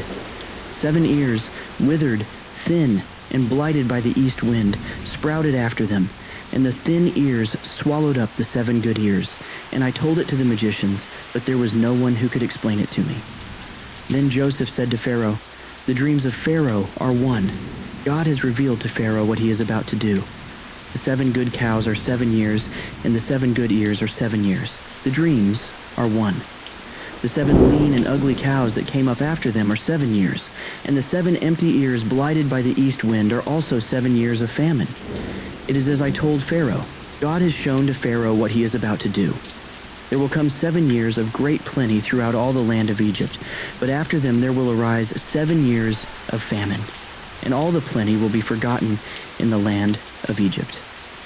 The famine will consume the land, and the plenty will be unknown in the land by reason of the famine that will follow, for it will be very severe. And the doubling of Pharaoh's dream means that the thing is fixed by God, and God will shortly bring it about. Now therefore, let Pharaoh select a discerning and wise man and set him over the land of Egypt. Let Pharaoh proceed to appoint overseers over the land and take 1/5 of the produce of the land of Egypt during the 7 plentiful years. And let them gather all the food of these good years that are coming and store up grain under the authority of Pharaoh for food in the cities, and let them keep it. That food shall be a reserve for the land against the 7 years of famine that are to occur in the land of Egypt, so that the land may not perish through the famine. This proposal pleased Pharaoh and all his servants. And Pharaoh said to his servants, Can we find a man like this in whom is the Spirit of God? Then Pharaoh said to Joseph, Since God has shown you all this, there is none so discerning and wise as you are. You shall be over my house, and all my people shall order themselves as you command. Only as regards the throne will I be greater than you. And Pharaoh said to Joseph, See, I have set you over all the land of Egypt. Then Pharaoh took his signet ring from his hand and put it on Joseph's hand, and clothed him in garments of fine linen, and put a gold chain about his neck. And he made him ride in his 2nd chariot, and they called out before him, Bow the knee. Thus he set him over all the land of Egypt. Moreover, Pharaoh said to Joseph, I am Pharaoh, and without your consent no one shall lift up hand or foot in all the land of Egypt. And Pharaoh called Joseph's name Zaphanath-Paneah, and he gave him in marriage Asenath, the daughter of Potiphera priest of On. So Joseph went out over the land of Egypt. Joseph was 30 years old when he entered the service of Pharaoh, king of Egypt. And Joseph went out from the presence of Pharaoh and went through all the land of Egypt. During the 7 plentiful years the earth produced abundantly, and he gathered up all the food of these 7 years, which occurred in the land of Egypt, and put the food in the cities. He put in every city the food from the fields around it. And Joseph stored up grain in great abundance, like the sand of the sea, until he ceased to measure it, for it could not be measured. Before the year of famine came, 2 sons were born to Joseph. Asenath, the daughter of Potiphera priest of On, bore them to him. Joseph called the name of the firstborn Manasseh. For, he said, God has made me forget all my hardship and all my father's house. The name of the second he called Ephraim, for God has made me fruitful in the land of my affliction.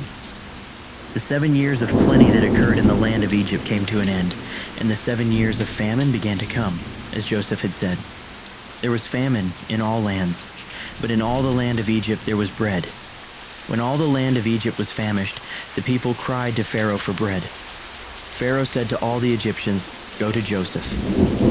What he says to you, do." So when the famine had spread over all the land, Joseph opened all the storehouses and sold to the Egyptians, for the famine was severe in the land of Egypt. Moreover, all the earth came to Egypt to Joseph to buy grain, because the famine was severe over all the earth. When Jacob learned that there was grain for sale in Egypt, he said to his sons, "Why do you look at one another?" And he said, "Behold, I have heard that there is grain for sale in Egypt. Go down and buy grain for us there, that we may live and not die." So 10 of Joseph's brothers went down to buy grain in Egypt. But Jacob did not send Benjamin, Joseph's brother, with his brothers, for he feared that harm might happen to him. Thus the sons of Israel came to buy among the others who came, for the famine was in the land of Canaan. Now Joseph was governor over the land. He was the one who sold to all the people of the land. And Joseph's brothers came and bowed themselves before him with their faces to the ground. Joseph saw his brothers and recognized them, but he treated them like strangers and spoke roughly to them. "Where do you come from?" he said. They said, "From the land of Canaan to buy food." And Joseph recognized his brothers, but they did not recognize him. And Joseph remembered the dreams that he had dreamed of them.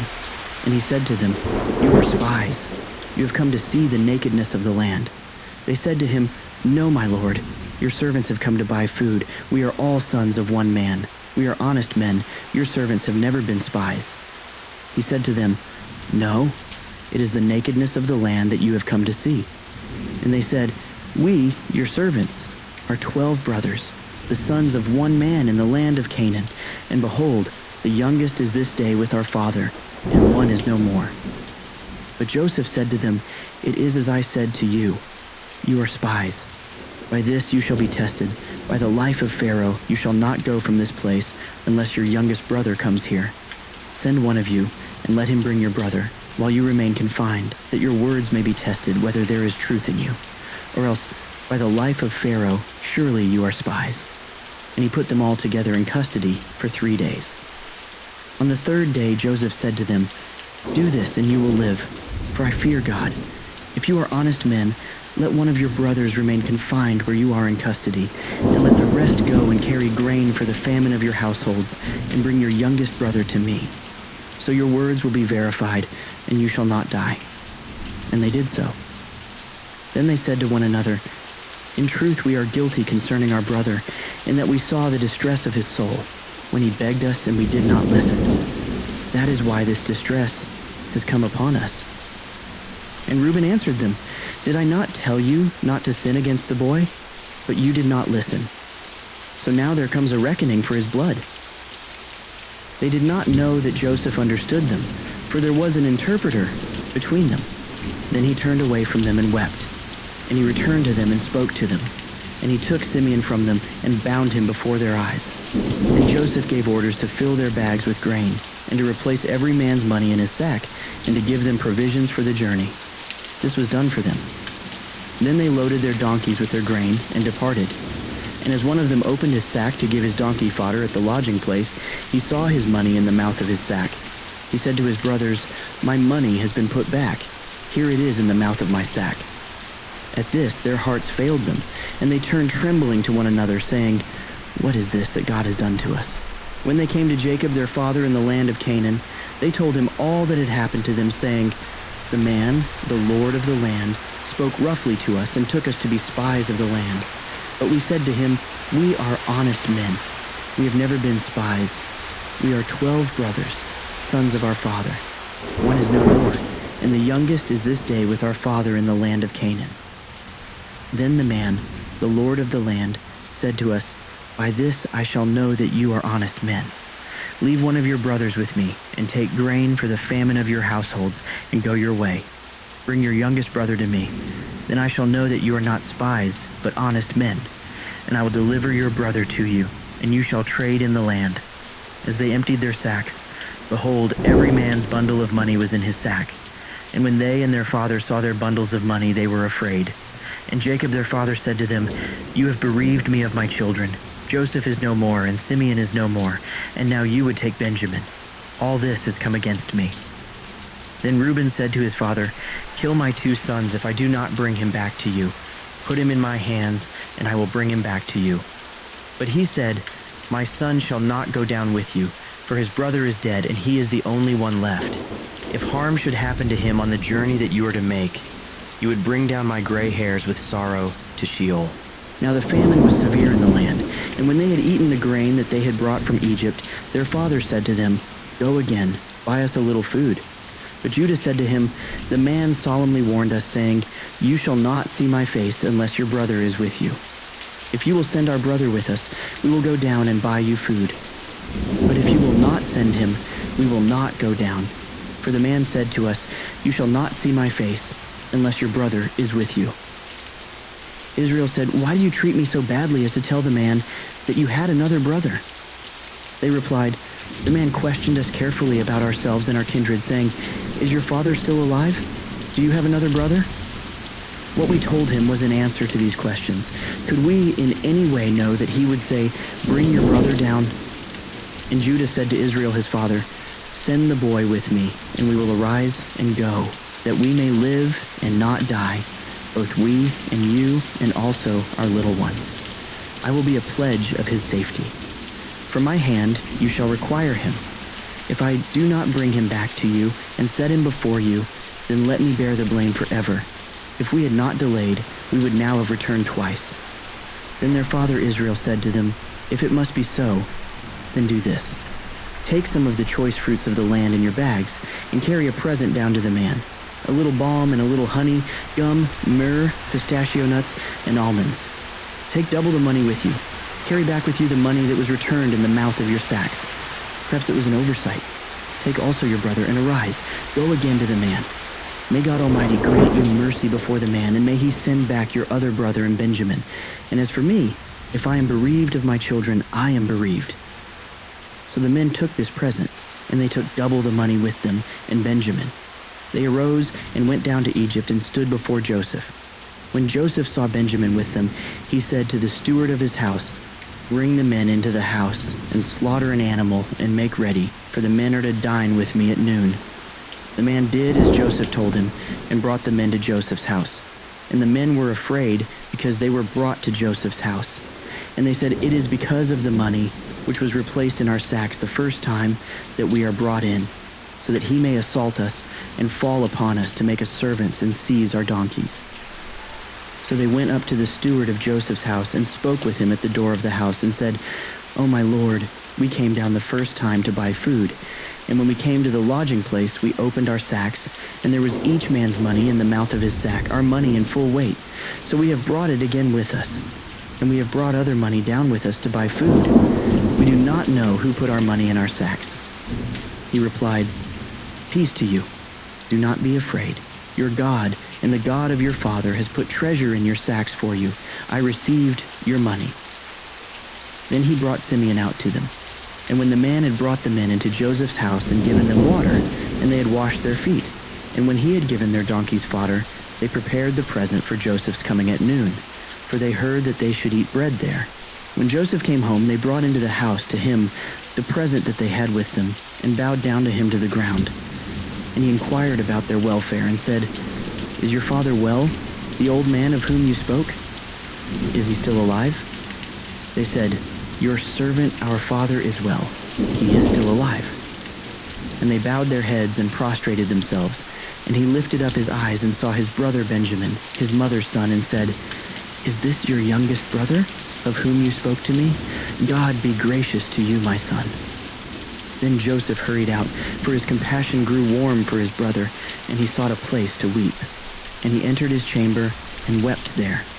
Then he washed his face and came out. And controlling himself, he said, "Serve the food."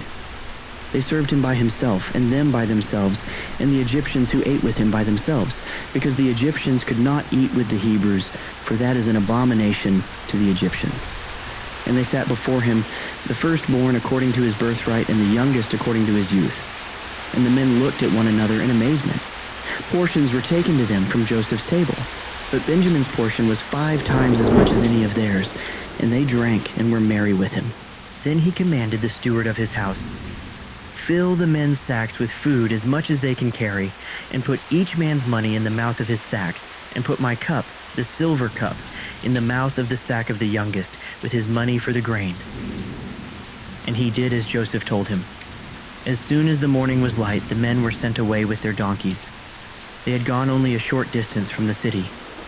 Now Joseph said to his steward, "Up, follow after the men, and when you overtake them, say to them, 'Why have you repaid evil for good? Is it not from this that my Lord drinks, and by this that he practices divination? You have done evil in doing this.'"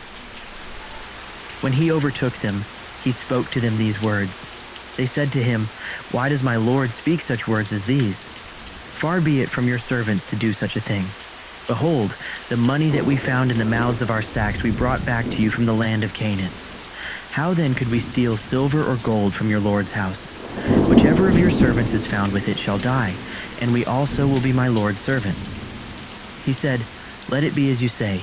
He who is found with it shall be my servant, and the rest of you shall be innocent."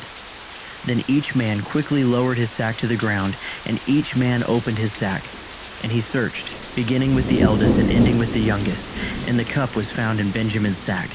Then they tore their clothes, and every man loaded his donkey, and they returned to the city. When Judah and his brothers came to Joseph's house, he was still there. They fell before him to the ground. Joseph said to them, "What deed is this that you have done? Do you not know that a man like me can indeed practice divination?" And Judah said, "What shall we say to my Lord? What shall we speak? Or how can we clear ourselves? God has found out the guilt of your servants. Behold, we are my Lord's servants, both we and he also in whose hand the cup has been found."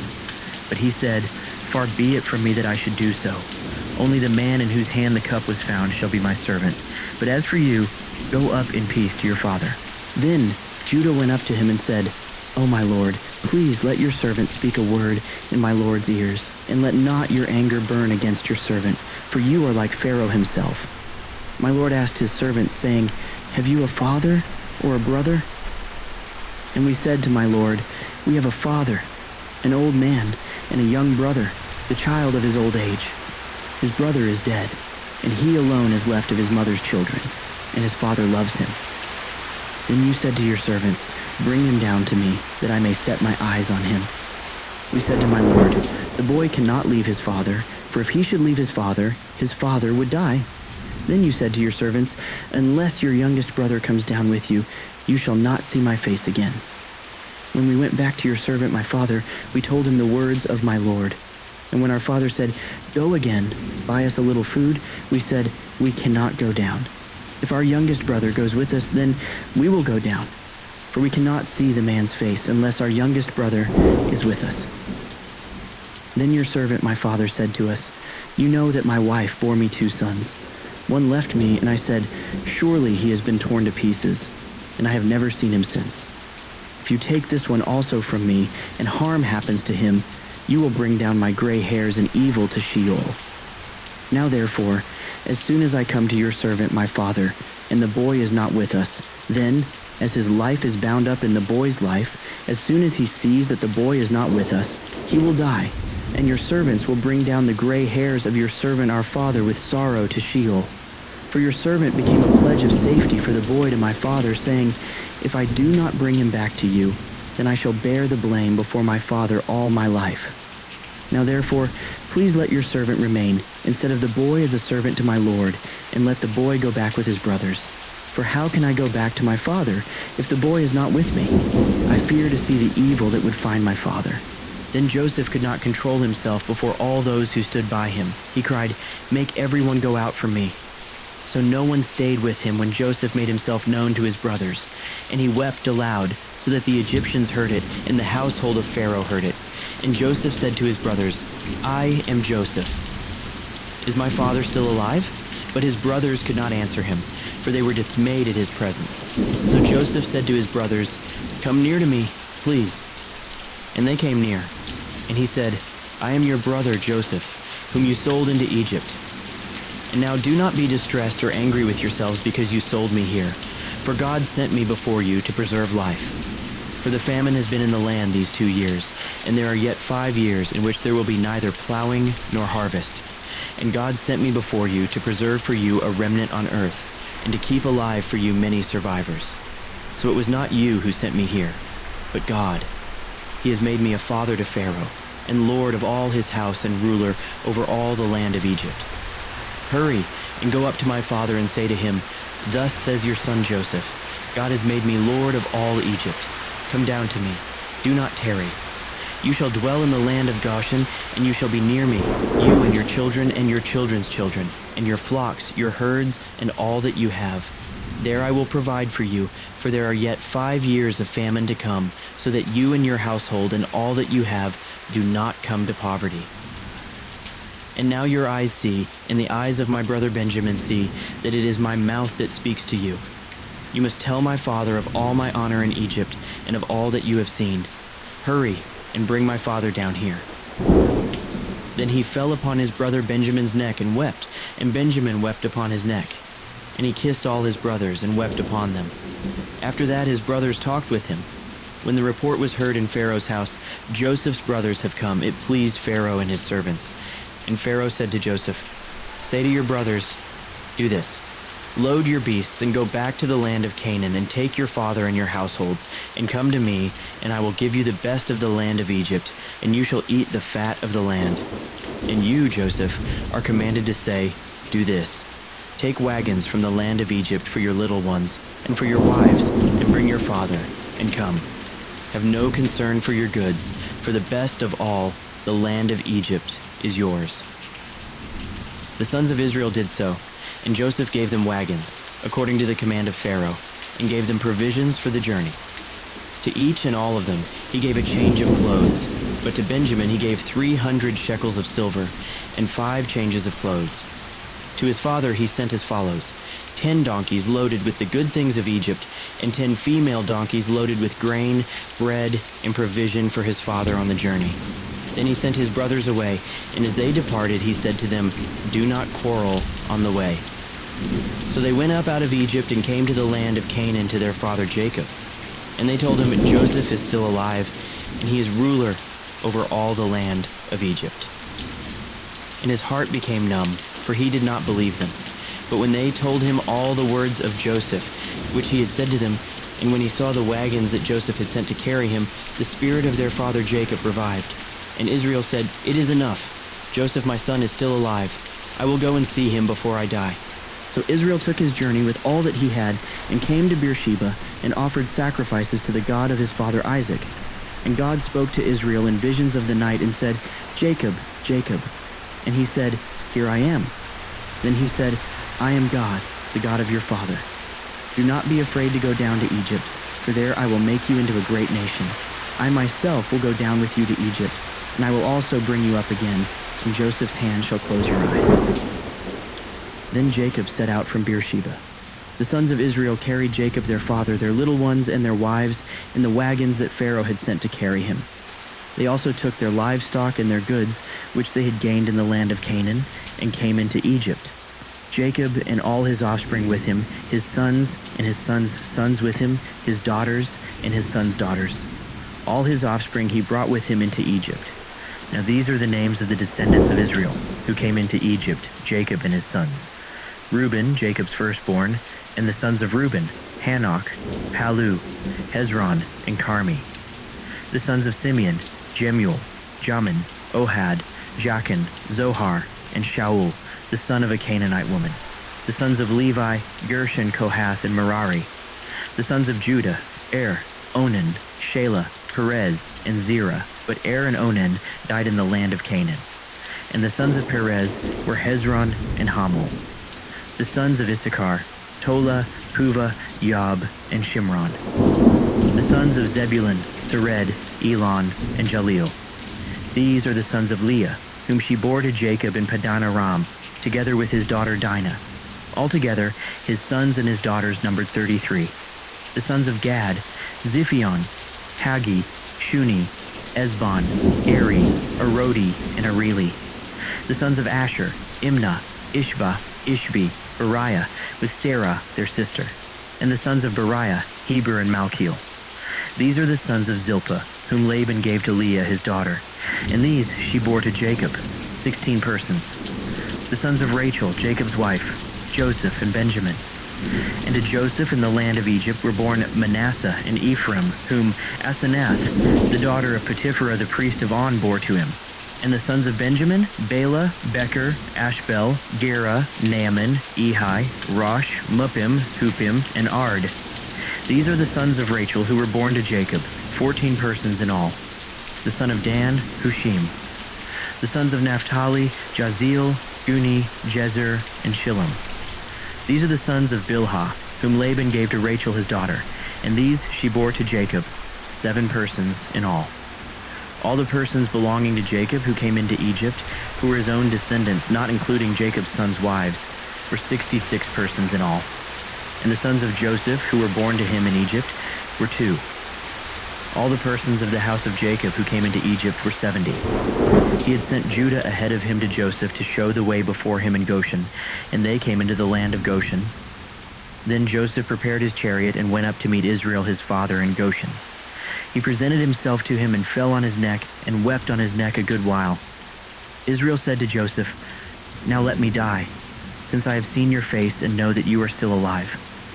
Joseph said to his brothers and to his father's household, "I will go up and tell Pharaoh, and will say to him, 'My brothers and my father's household who were in the land of Canaan have come to me, and the men are shepherds, for they have been keepers of livestock, and they have brought their flocks and their herds and all that they have.' When Pharaoh calls you and says, 'What is your occupation?' you shall say, 'Your servants have been keepers of livestock from our youth even until now, both we and our fathers, in order that you may dwell in the land of Goshen, for every shepherd is an abomination to the Egyptians.' So Joseph went in and told Pharaoh, 'My father and my brothers, with their flocks and herds and all that they possess, have come from the land of Canaan. They are now in the land of Goshen.' And from among his brothers he took 5 men and presented them to Pharaoh. Pharaoh said to his brothers, 'What is your occupation?' And they said to Pharaoh, 'Your servants are shepherds, as our fathers were.'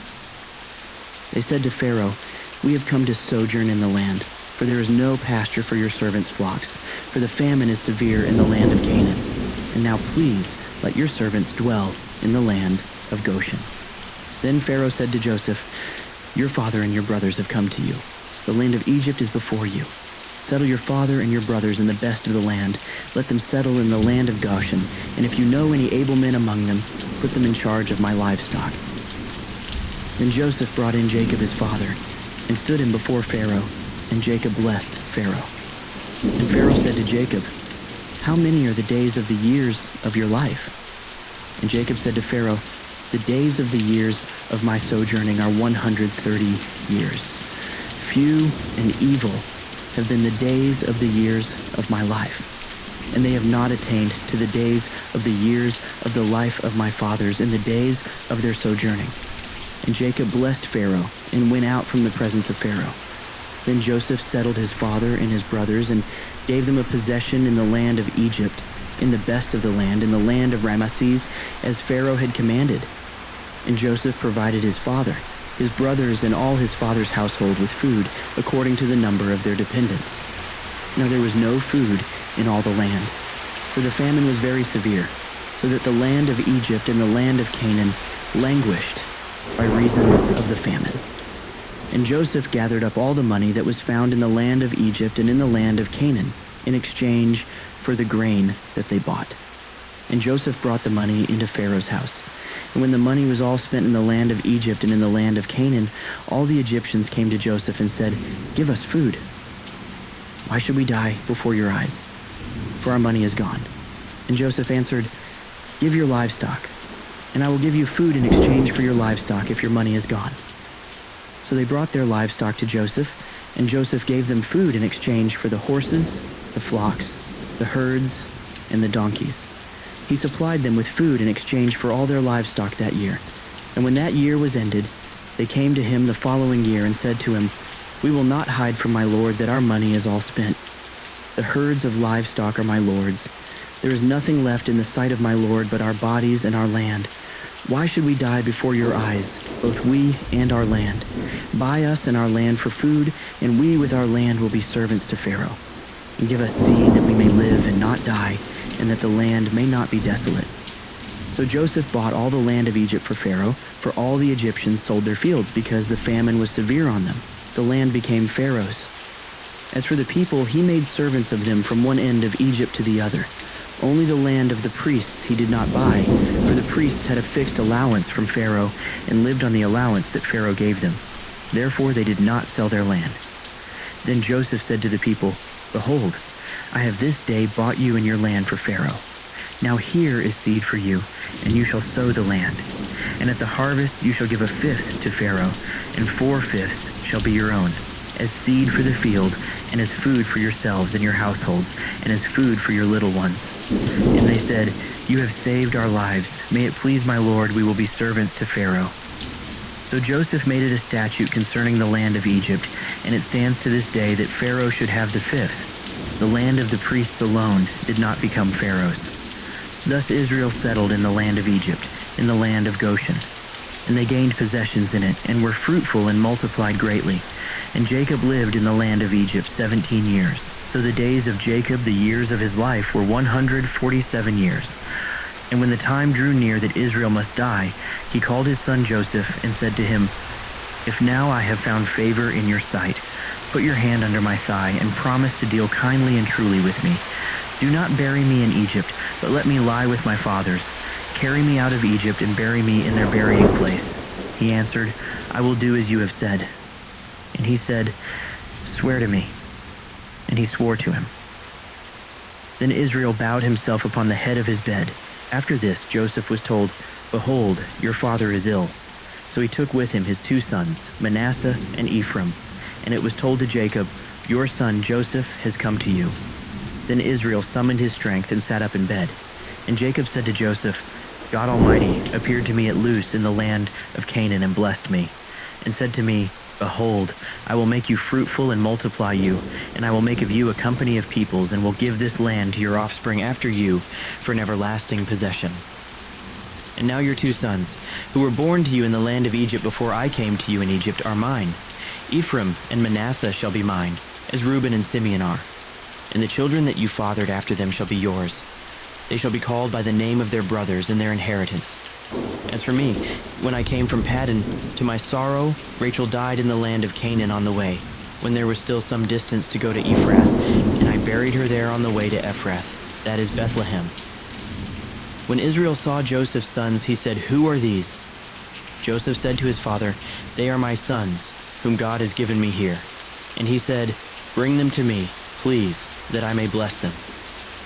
Now the eyes of Israel were dim with age, so that he could not see. So Joseph brought them near him, and he kissed them and embraced them. And Israel said to Joseph, 'I never expected to see your face, and behold, God has let me see your offspring also.'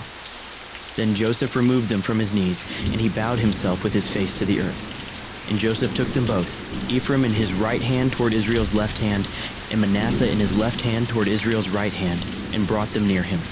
And Israel stretched out his right hand and laid it on the head of Ephraim, who was the younger, and his left hand on the head of Manasseh, crossing his hands, for Manasseh was the firstborn.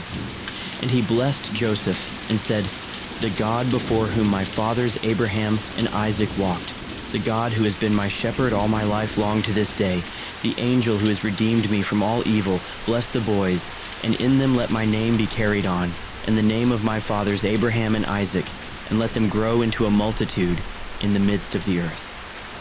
When Joseph saw that his father laid his right hand on the head of Ephraim, it displeased him, and he took his father's hand to move it from Ephraim's head to Manasseh's head. And Joseph said to his father, "Not this way, my father. Since this one is the firstborn, put your right hand on his head." But his father refused and said, "I know, my son, I know. He also shall become a people, and he also shall be great. Nevertheless, his younger brother shall be greater than he, and his offspring shall become a multitude of nations." So he blessed them that day, saying, "By you Israel will pronounce blessings," saying, "God make you as Ephraim and as Manasseh." Thus he put Ephraim before Manasseh. Then Israel said to Joseph, "Behold, I am about to die, but God will be with you and will bring you again to the land of your fathers. Moreover, I have given to you, rather than to your brothers, one mountain slope that I took from the hand of the Amorites with my sword and with my bow." Then Jacob called his sons and said, "Gather yourselves together, that I may tell you what shall happen to you in days to come. Assemble and listen. O sons of Jacob, listen to Israel your father. Reuben, you are my firstborn, my might, and the firstfruits of my strength, preeminent in dignity and preeminent in power. Unstable as water, you shall not have preeminence, because you went up to your father's bed, then you defiled it. He went up to my couch. Simeon and Levi are brothers. Weapons of violence are their swords. Let my soul come not into their counsel. O my glory, be not joined to their company. For in their anger they killed men, and in their willfulness they hamstrung oxen. Cursed be their anger, for it is fierce, and their wrath, for it is cruel. I will divide them in Jacob and scatter them in Israel. Judah, your brothers shall praise you. Your hand shall be on the neck of your enemies. Your father's sons shall bow down before you. Judah is a lion's cub. From the prey, my son, you have gone up. He stooped down. He crouched as a lion and as a lioness. Who dares rouse him?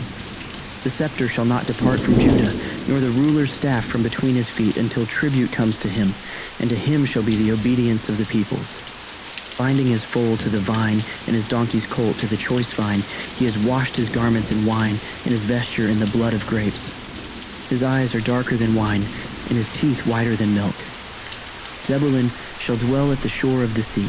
He shall become a haven for ships, and his border shall be at Sidon. Issachar is a strong donkey, crouching between the sheepfolds. He saw that a resting place was good, and that the land was pleasant, so he bowed his shoulder to bear, and became a servant at forced labor. Dan shall judge his people as one of the tribes of Israel. Dan shall be a serpent in the way, a viper by the path, that bites the horse's heels, so that his rider falls backward. I wait for your salvation, O Lord. Raiders shall raid Gad, but he shall raid at their heels. Asher's food shall be rich, and he shall yield royal delicacies. Naphtali is a doe let loose that bears beautiful fawns. Joseph is a fruitful bough by a spring. His branches run over the wall. The archers bitterly attacked him, shot at him, and harassed him severely, yet his bow remained unmoved. His arms were made agile by the hands of the mighty one of Jacob. From there is the shepherd, the stone of Israel, by the God of your father who will help you, by the Almighty who will bless you with blessings of heaven above, blessings of the deep that crouches beneath, blessings of the breasts and of the womb.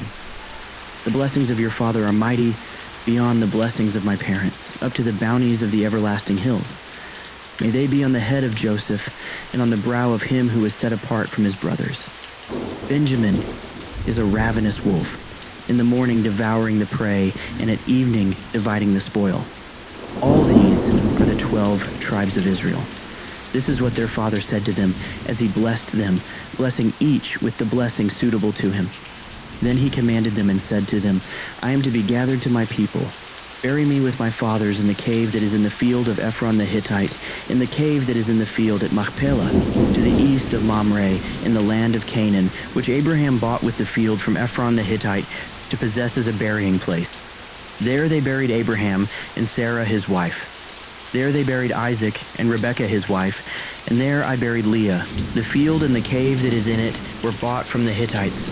When Jacob finished commanding his sons, he drew up his feet into the bed and breathed his last and was gathered to his people. Then Joseph fell on his father's face and wept over him and kissed him. And Joseph commanded his servants, the physicians, to embalm his father. So the physicians embalmed Israel. 40 days were required for it, for that is how many are required for embalming. And the Egyptians wept for him 70 days. And when the days of weeping for him were past, Joseph spoke to the household of Pharaoh, saying, If now I have found favor in your eyes, please speak in the ears of Pharaoh, saying, My father made me swear, saying, I am about to die. In my tomb that I hewed out for myself in the land of Canaan, there shall you bury me. Now therefore, let me please go up and bury my father. Then I will return. And Pharaoh answered, Go up and bury your father, as he made you swear. So Joseph went up to bury his father. With him went up all the servants of Pharaoh, the elders of his household, and all the elders of the land of Egypt, as well as all the household of Joseph, his brothers, and his father's household. Only their children, their flocks, and their herds were left in the land of Goshen. And there went up with him both chariots and horsemen. It was a very great company. When they came to the threshing floor of Atad, which is beyond the Jordan, they lamented there with a very great and grievous lamentation, and he made a mourning for his father 7 days. When the inhabitants of the land, the Canaanites, saw the mourning on the threshing floor of Atad, they said, This is a grievous mourning by the Egyptians. Therefore the place was named Abel Mizraim. It is beyond the Jordan. Thus his sons did for him as he had commanded them, for his sons carried him to the land of Canaan, and buried him in the cave of the field at Machpelah, to the east of Mamre, which Abraham bought with the field from Ephron the Hittite to possess as a burying place. After he had buried his father, Joseph returned to Egypt with his brothers and all who had gone up with him to bury his father. When Joseph's brothers saw that their father was dead, they said, It may be that Joseph will hate us and pay us back for all the evil that we did to him. So they sent a message to Joseph, saying, Your father gave this command before he died. Say to Joseph, Please forgive the transgression of your brothers and their sin, because they did evil to you. And now, please forgive the transgression of the servants of the God of your father. Joseph wept when they spoke to him. His brothers also came and fell down before him and said, Behold, we are your servants. But Joseph said to them, Do not fear, for am I in the place of God? As for you, you meant evil against me, but God meant it for good, to bring it about that many people should be kept alive as they are today. So do not fear, I will provide for you and your little ones. Thus he comforted them and spoke kindly to them. So Joseph remained in Egypt, he and his father's house. Joseph lived 110 years. And Joseph saw Ephraim's children of the third generation. The children also of Mashir, the son of Manasseh, were counted as Joseph's own. And Joseph said to his brothers, I am about to die, but God will visit you and bring you up out of this land to the land that he swore to Abraham, to Isaac, and to Jacob. Then Joseph made the sons of Israel swear, saying, God will surely visit you, and you shall carry up my bones from here. So Joseph died, being 110 years old. They embalmed him, and he was put in a coffin in Egypt.